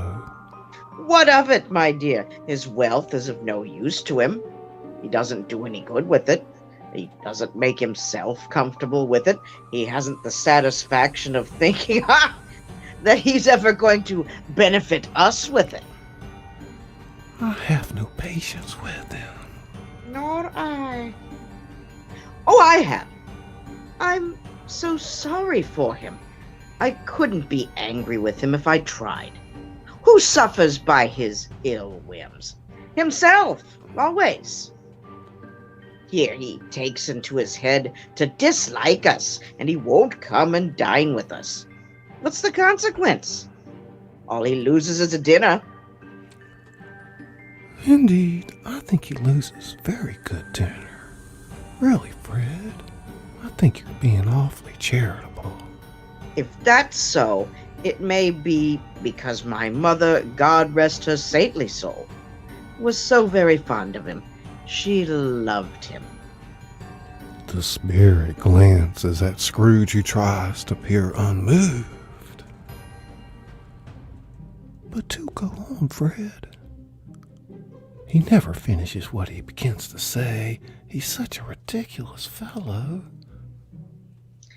I was only going to say that the consequence of his taking a dislike to us and not making merry with us is, as I think, that he loses some pleasant moments which could do him no harm. I am sure he loses pleasanter companions than he can find in his own thoughts, either in his moldy old office or his dusty chambers. I mean to give him the same chance every year, whether he likes it or not, for I pity him. He may fall at Christmas till he dies, but I can't help thinking better of it. I defy him. If he finds me going there in good temper, year after year, and saying, "Uncle Scrooge, how are you?" If it only puts £50 for his poor clerk, then that's something. And I think I shook him yesterday. Before Fred finishes, one of the female guests has begun to play a simple little tune on the harp. The rhythm is infectious, and Scrooge keeps time with his feet, enjoying himself in a quiet way. The spirit seems greatly pleased to find him in this mood. We dissolve to the exterior of the shadow of a church. The church clock reads but a few minutes before midnight. Scrooge and the spirit stand below it, while Scrooge remains unaltered in his outward form. The ghost has grown older, clearly older, its hair whitened with age. Scrooge squints at the spirit as they stand together. Your hair is gray. Are spirits' lives so short? My life is very brief. It ends tonight. Tonight? Tonight at midnight.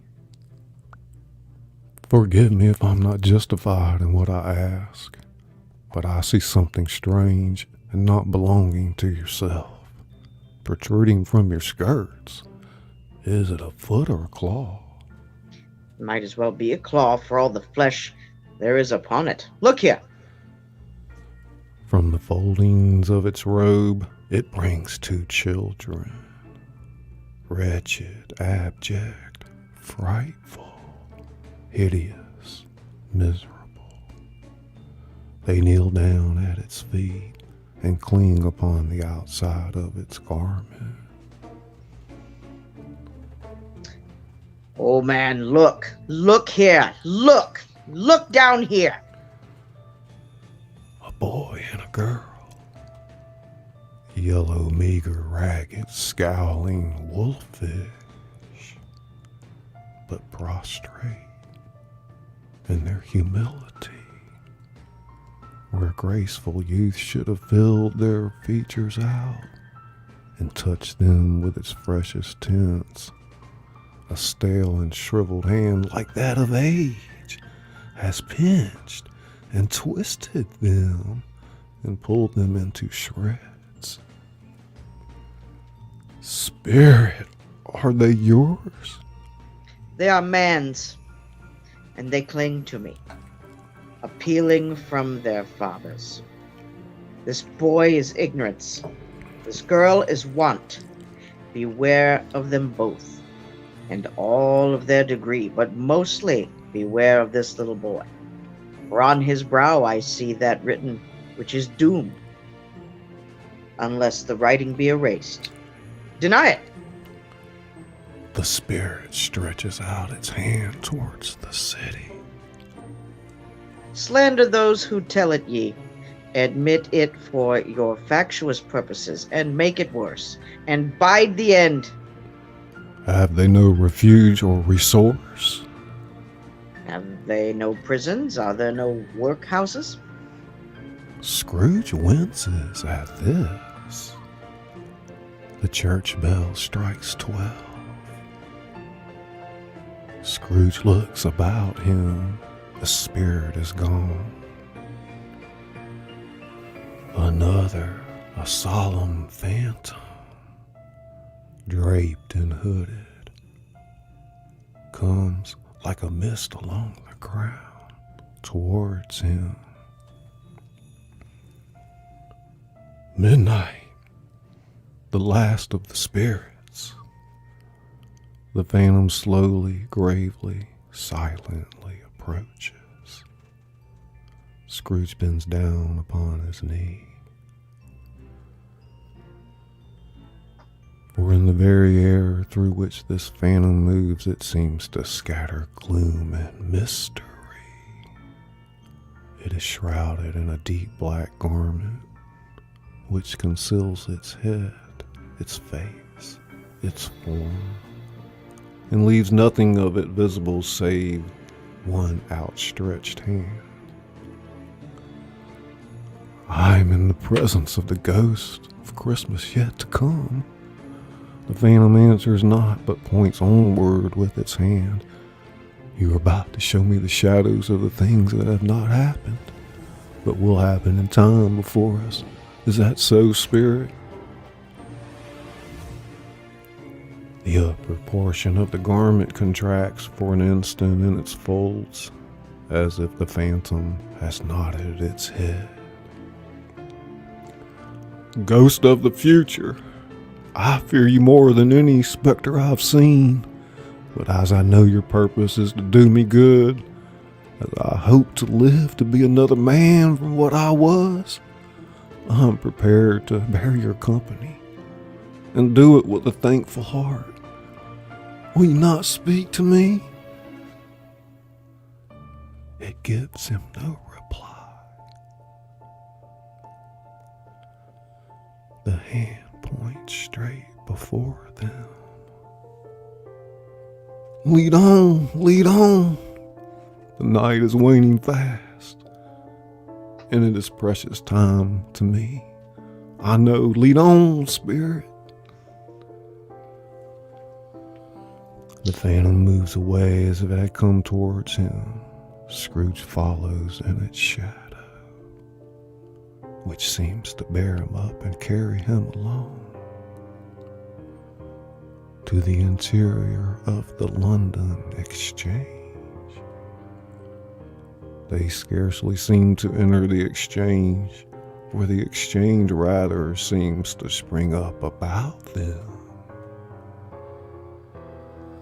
The phantom stops and points to one little knot of men. Scrooge peers at them. Among them are the fat man and the red-faced man he had spoken to the day before. Yes, I know these gentlemen, business associates. The phantom continues to point. Scrooge takes the hint and advances to listen to their talk. No, I don't know much about it either way. All I know is he's dead. When did he die? Last night, I believe. Why, what was the matter with him? I thought he'd never die. God knows. What did he do with his money? I haven't heard. Left it to his company, perhaps? He hasn't left it to me, that's all I know. It's likely to be a very cheap funeral, for upon my life, I don't know anybody who'd go to it. Suppose we make up a party and volunteer. Well, I don't mind going if a lunch is provided, but I must be fed if I make one. Well, I am the most disinterested among you, after all, for I never wear black gloves, and I never eat lunch, but I'll offer to go, if anybody else will. When I come to think of it, I'm not at all sure that I wasn't his most particular friend, for we used to stop and speak whenever we met. Bye-bye! The men stroll away and mix with other groups. Scrooge looks around at the multitude of pedestrians pouring past him. I can't help but notice that this is my custom corner, and I see by the clock that this is my usual time of day for being here, but I see no likeness of myself. Caught up in what he's saying, Scrooge fails to see the phantom move off. Not that I'm surprised, you understand. You see, I've been revolving in my mind, a change of life. And I should like to think that I'd rather hope that my not being here is a result of my having carried out some resolutions regarding. Scrooge suddenly notices that the phantom has moved on down the street, and he hurriedly follows it.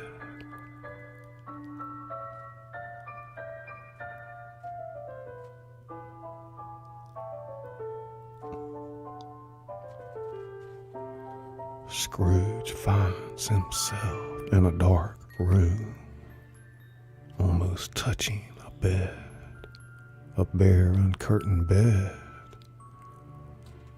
Merciful heaven, what is this? A pale light rising in the outer air falls straight upon the bed, and on it, plundered and bereft, unwatched, unwept, uncared for, is the body of a man.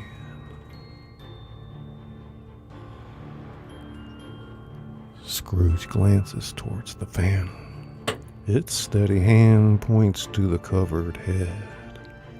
Scrooge hesitantly approaches the dead man and attempts to uncover its face. But he cannot bring himself to do it. His hand shakes and he backs away. meows somewhere in the dark. Scrooge, his face dripping with sweat, turns to the phantom.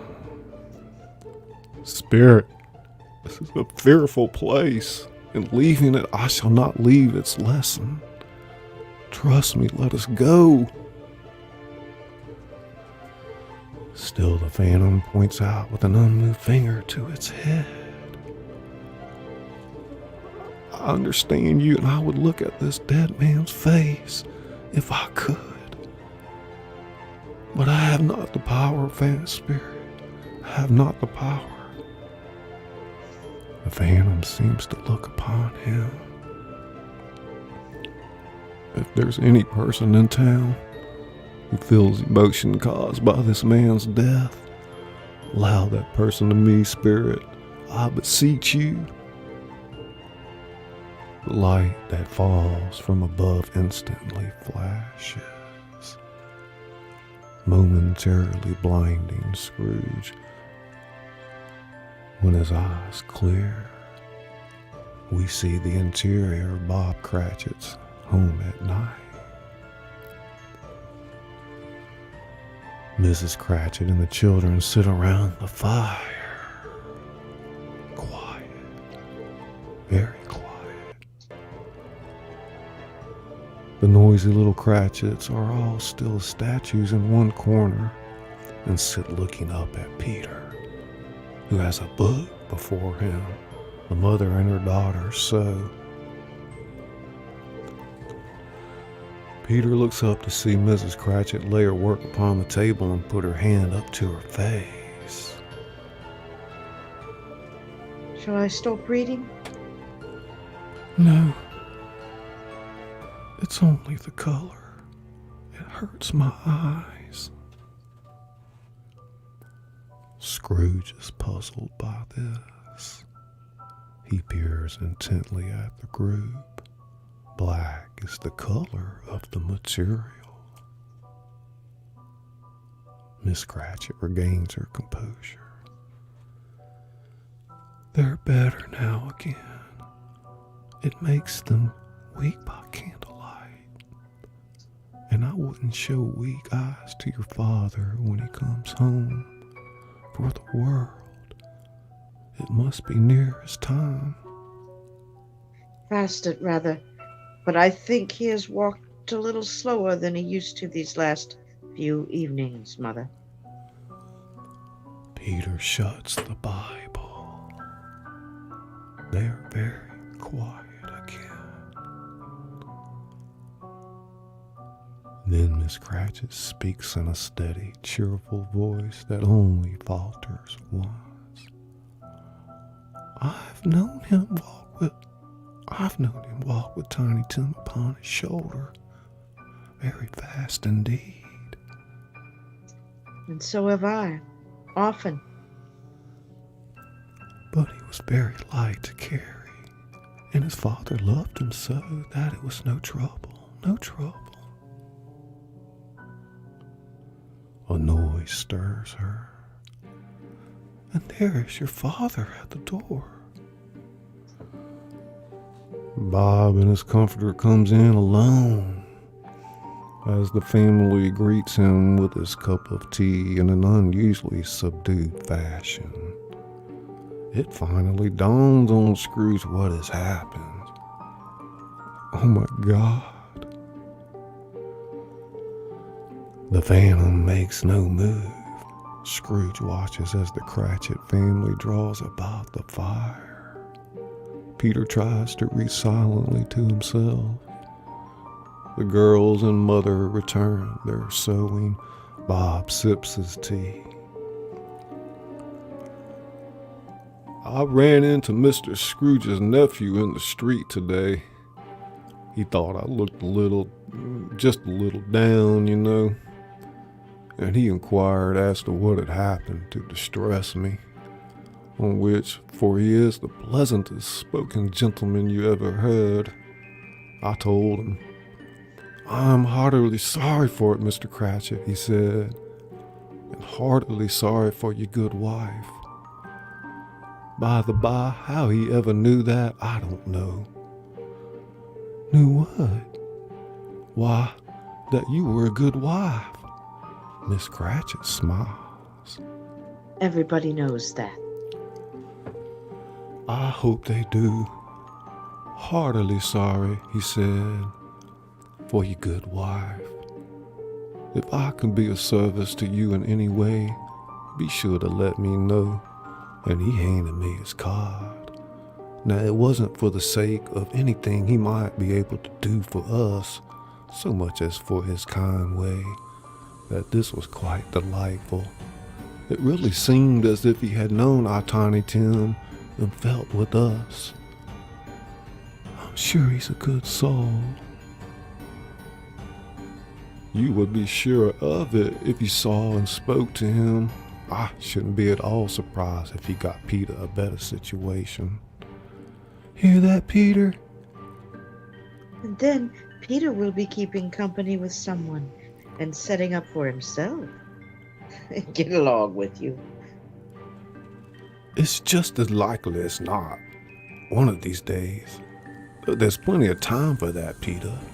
But however and whenever we part from one another, I am sure we shall none of us forget poor Tiny Tim, shall we? Or for first parting that there was among us. Never, Father. Never. No, of course not. And I know that when we recollect how patient, how mild he was, although he was little child, we shall not quarrel easily among ourselves and forget poor Tiny Tim in doing it. No, never, Father, never. That's right. I am very happy. Miss Cratchit kisses him. The family members look at him with concern. Bob abruptly leaves the room and goes upstairs. A bedroom, cheerfully lit and hung with Christmas decorations. Bob enters hesitantly and sits down in a chair close to the bed. After he composes himself with an unspoken prayer, he leans over and kisses the face of Tiny Tim, whose body we see stretched out lifeless on the bed.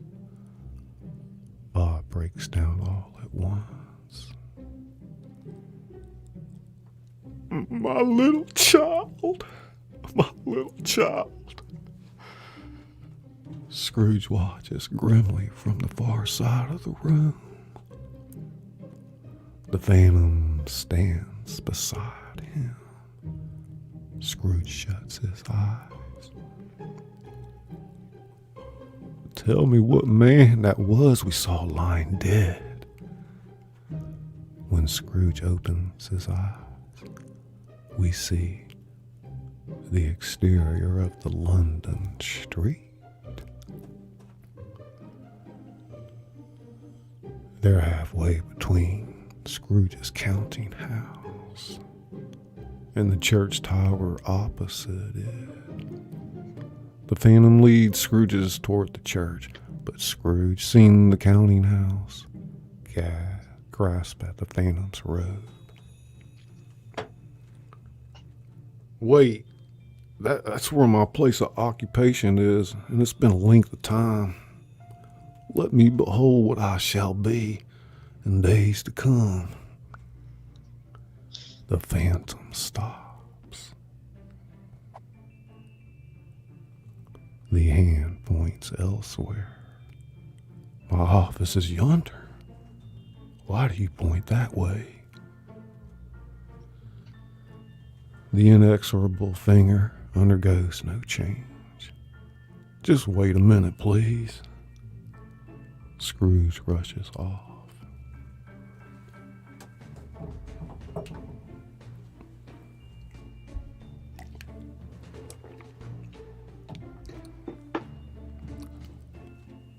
Scrooge nervously hastens to the window of his office and looks in. It's an office still, but not his. The furniture is not the same, and the figure in the chair is not himself. The phantom points as before. Scrooge joins the phantom once again, confused, and accompanies it until they reach an iron gate. He pauses to look around before entering. A row of gravestones. The phantom stands among the graves and points down to one. Scrooge advances towards it, trembling, then stops. Before I draw near to that stone to which you point, answer me one question. Are these the shadows of the things that will be, or are they shadows of things that may be only? Still the phantom points downward to the grave by which it stands. Men's courses will foreshadow certain ends to which, if best persevered in, they must lead. But if the courses be departed from, the ends will change. Say it as thus with what you show me. The phantom is immovable as ever. Scrooge creeps toward the grave, trembling and following the finger. Reads upon the stone of the neglected grave his own name, Ebenezer Scrooge. Scrooge falls to his knees. Am I that man who lay upon the bed? The finger points from the grave to Scrooge and back again. No, spirit, no. The finger is still there. Scrooge scrambles to his feet and clutches the phantom's robe. Spirit, hear me. I'm not the man I was. I will not be the man I must have been. But for this intervention, why show me this if I am past all hope? Good Spirit, your nature intercedes for me and pities me. Assure me that I yet may change these shadows you have shown me by an altered life. I will honor Christmas in my heart and try to keep it all the year. I will live in the past, the present, and the future. The spirits of all three shall strive within me. I will not shut out the lessons that they teach. Oh, tell me I may sponge away the writing on this stone. In his agony, as he catches the spectral hand, Scrooge sees an alteration in the phantom's hood and dress. It shrinks, collapses, and dwindles down into the bedpost of Scrooge's bedroom.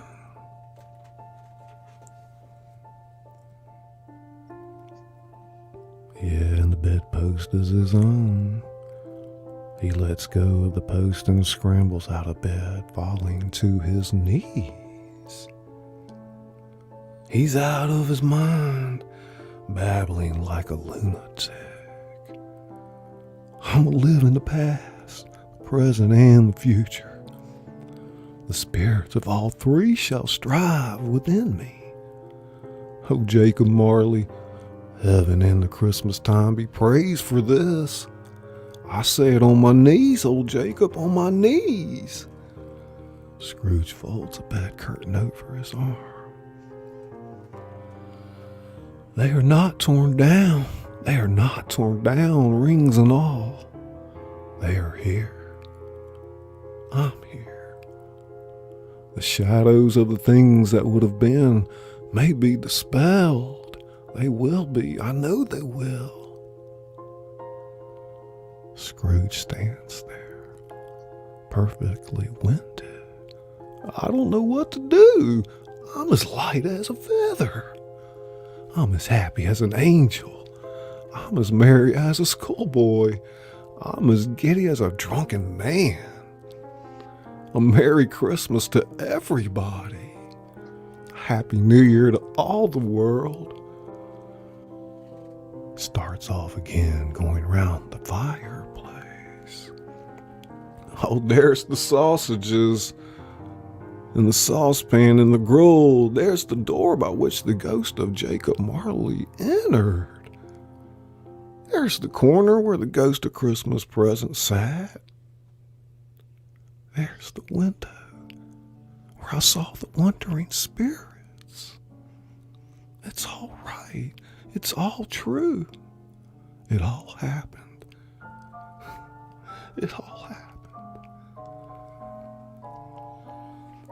He pauses as the church bell rings out the hour. Starts babbling along with it. Clash, clang, hammer, ding, dong. Bell, dong, ding, hammer, clang, clash. Oh, glorious, glorious. He runs to the window, hurls it open and looks out. Not a trace of fog or darkness. Golden sunlight. Heavenly blue sky. Merry bells. Not too many people on the street. Oh, glorious, glorious. He spots a boy in Sunday clothes loitering on the sidewalk. What's today, my boy? What's today, my fine fellow? Today? Why, it's Christmas Day. It's Christmas Day. I haven't missed it. The spirits have done it all in one night. They can do anything they like. Of course they can. Of course they can. Hello, my fine fellow. Hello. Do you know the poulterers in the next street but one at the corner? I should hope I did.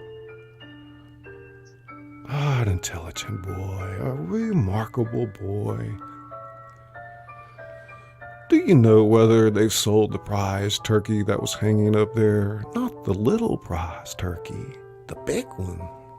What, the one as big as me? What a delightful boy. It's a pleasure to talk to him. Yes, my buck. It's hanging there now. Is it? Go and buy it. The boy stares in disbelief for a moment, then thumbs his nose at Scrooge in disgust. Walker. No, I'm in earnest.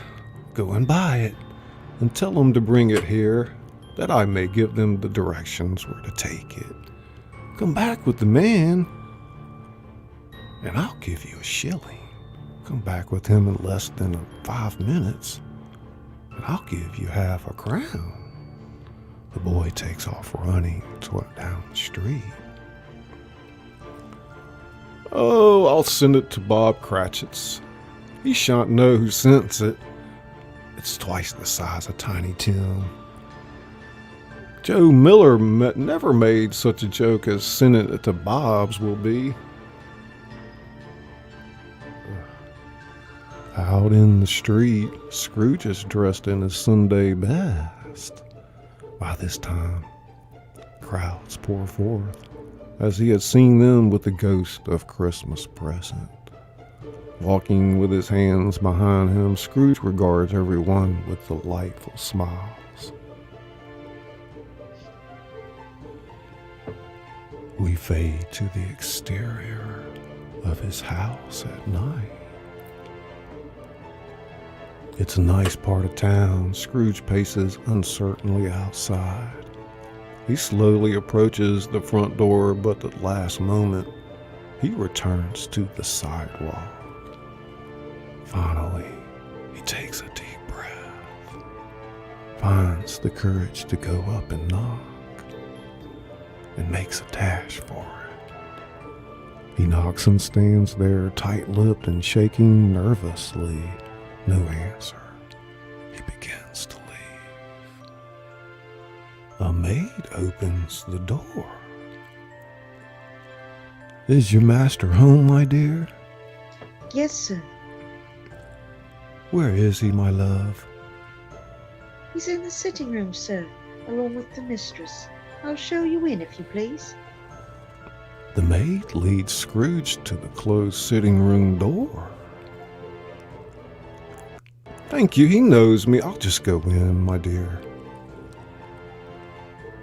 From his face, it's clear to her that he is scared to enter. Taking a deep breath, he turns the doorknob gently and straddles his face in, round the door. Scrooge sees his nephew Fred surrounded by his party guests, all laughing a long, hearty laugh, exactly as Scrooge had heard it with the spirit. He said, get this, he said that Christmas was a humbug. As I live. And he believed it, too. "Fred!"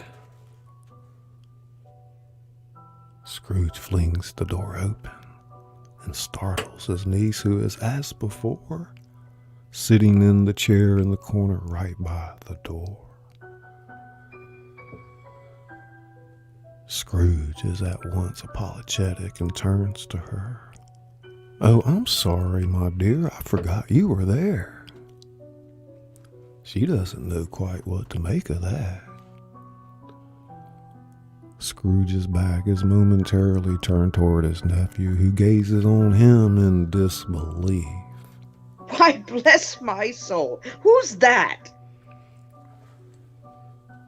Scrooge turns around to face his astonished nephew, then nervously threads his way through the guests to confront him. "It's I, your Uncle Scrooge." He flashes a happy grin. The guests stare at him in confusion. "I've come as you've asked. Will you let me in, Fred?" Let you in?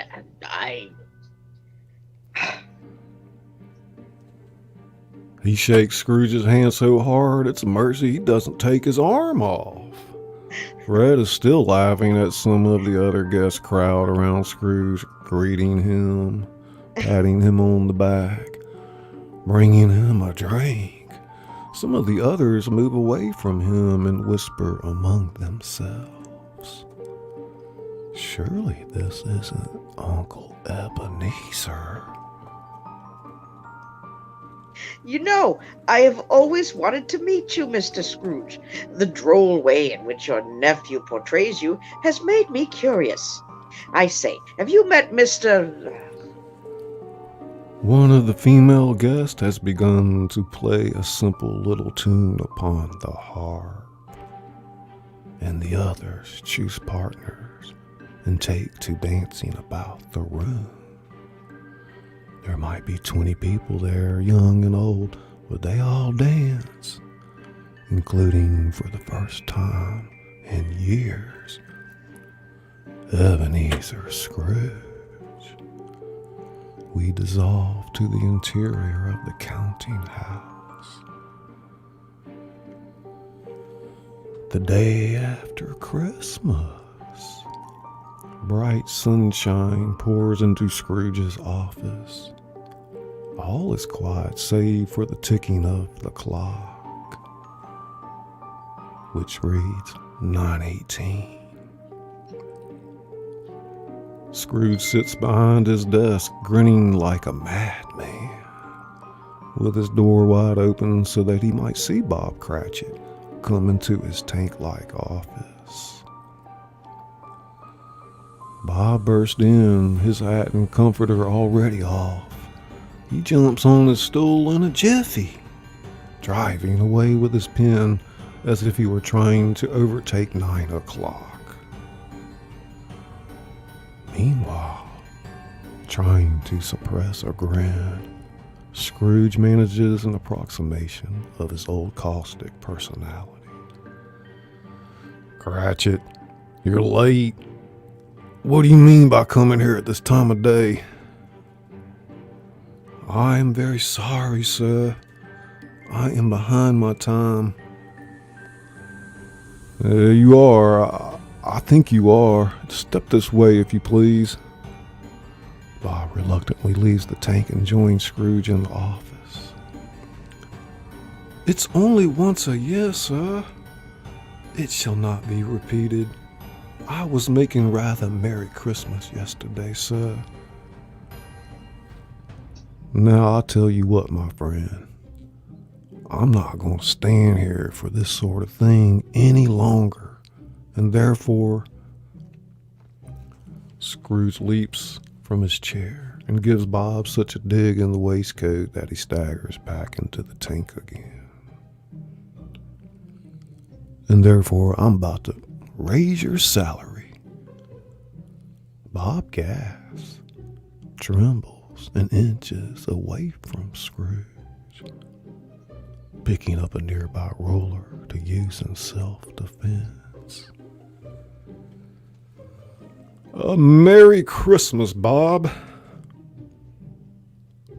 A merrier Christmas, God, Bob, my good fellow, than I have given you for many a year. I'm going to raise your salary, and if you'll let me, I'd like to try to help your family. And incredulous Bob stares at Scrooge for a long, long moment. Well, let's discuss it this afternoon over a Christmas bowl of smoking bishop, Bob. Make up the fires and buy another coal scuttle before you dot another one. Scrooge grins at a still uncertain Bob Cratchit. The distant sound of carolers singing an appropriate hymn grows louder as we dissolve to the interior of a sitting room at night. The narrator looks down at the book in his lap, a quiet smile on his face. Outside his window, a small group of carolers slowly approach, continuing the hymn. The young people circled around the narrator seem edgy and dissatisfied.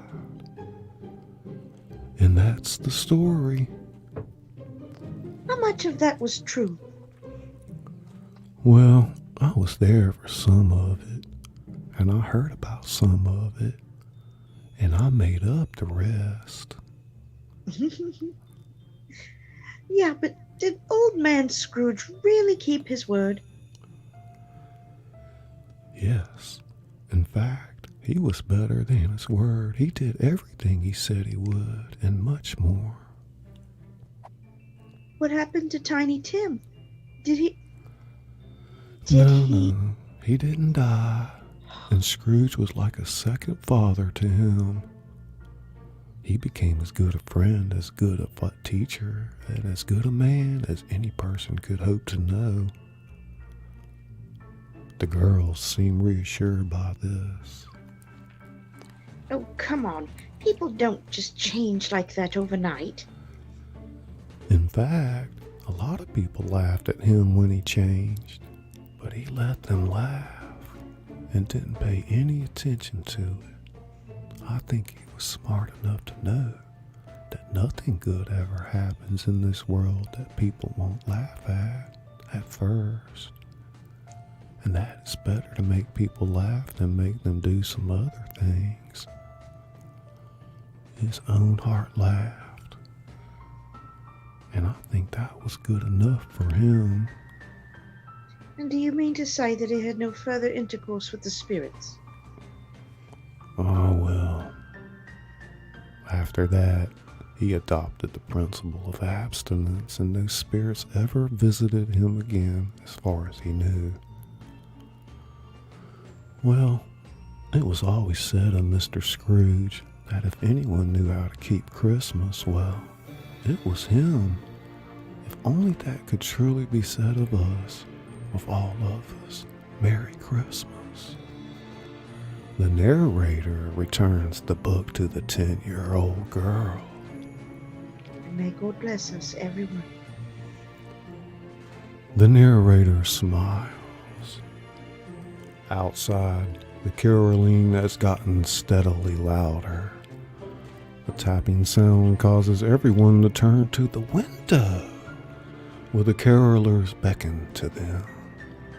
Everyone in the room hollers, "Hey, look who's here!" They rise and rush to the front door, except for the 10-year-old girl who lingers to help the narrator to his feet. He thanks her, and hand in hand, they follow the others out the door.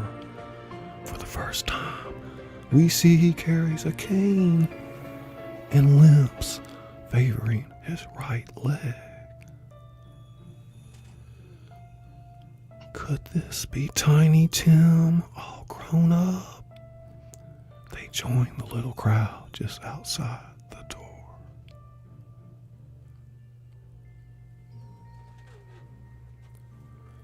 And as they sing, their breath visible in the cold night air, we pan up and away to find the exterior of a rooftop. A spectral figure leaning over the edge of the roof, peering down, smiling at the music.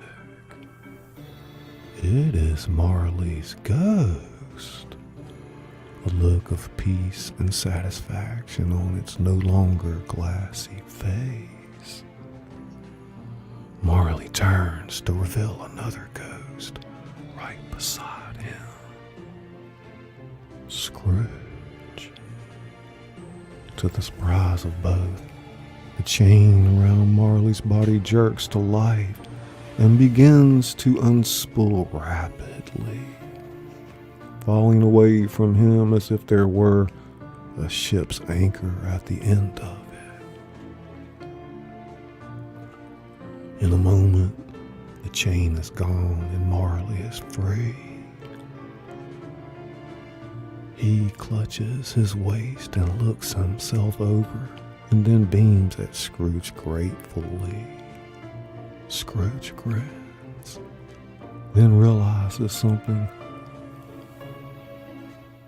Suddenly, he reaches up with his left hand and removes the wrapper that keeps Marley's jaw in place. The jaw does not drop. Marley clicks his teeth together a few times to test them, then breaks into a broad smile. He mouths a thank you to Scrooge. As we fade in on what appears to be the floor of Scrooge's room, upon which rests the extinguisher cap, last seen covering the ghost of Christmas past. The cap flips over and the ghost appears from under it in a dazzling burst of light. The final image is of Tiny Tim in Scrooge's arms, giving the old man a hug. May God bless us, everyone. A Christmas Carol. Check.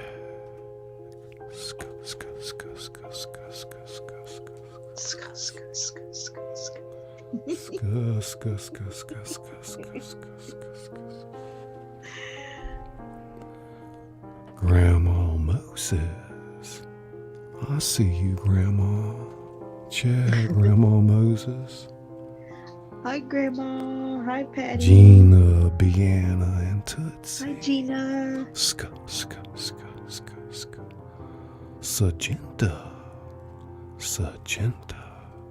Hi, Gulf Coast. Where's Billy. she? Gulf Coast Granny. Hi, Meyer. Hi, Billy. I love you, Billy. Meyer and Little Crafty Nook and Exploration. Thank you, Linda. Check, Nez Lover, check. Check, Scully. Meeps Music and Froggy went a nipping. Froggy went a knitting. And Meeps Music and Gina Biana and Tootsie. Thank you, Meyer. And my voice is almost shot. Hey, you lasted. You made it all the way through, Scully. AAP's Variety Channel. Dagon Hills. Vacationing with the Valentines. Pray for Surf. Patty, thank you for And coming. Mayor and the Jeff Word. And Linda Barker. And Genevieve. Thank you, Gina. All these wonderful, great people. The NDT show. Nathan. And Linda Barker and Rebel Canners.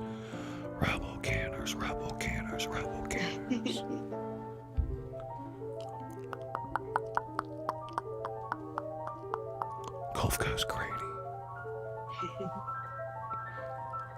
So if you guys are interested tonight, we're going to have a little cast party after show over at Nez Lover's channel. That's right. And you've all probably seen the link down there to her. If you don't know how to find her, there's a link right under the live show.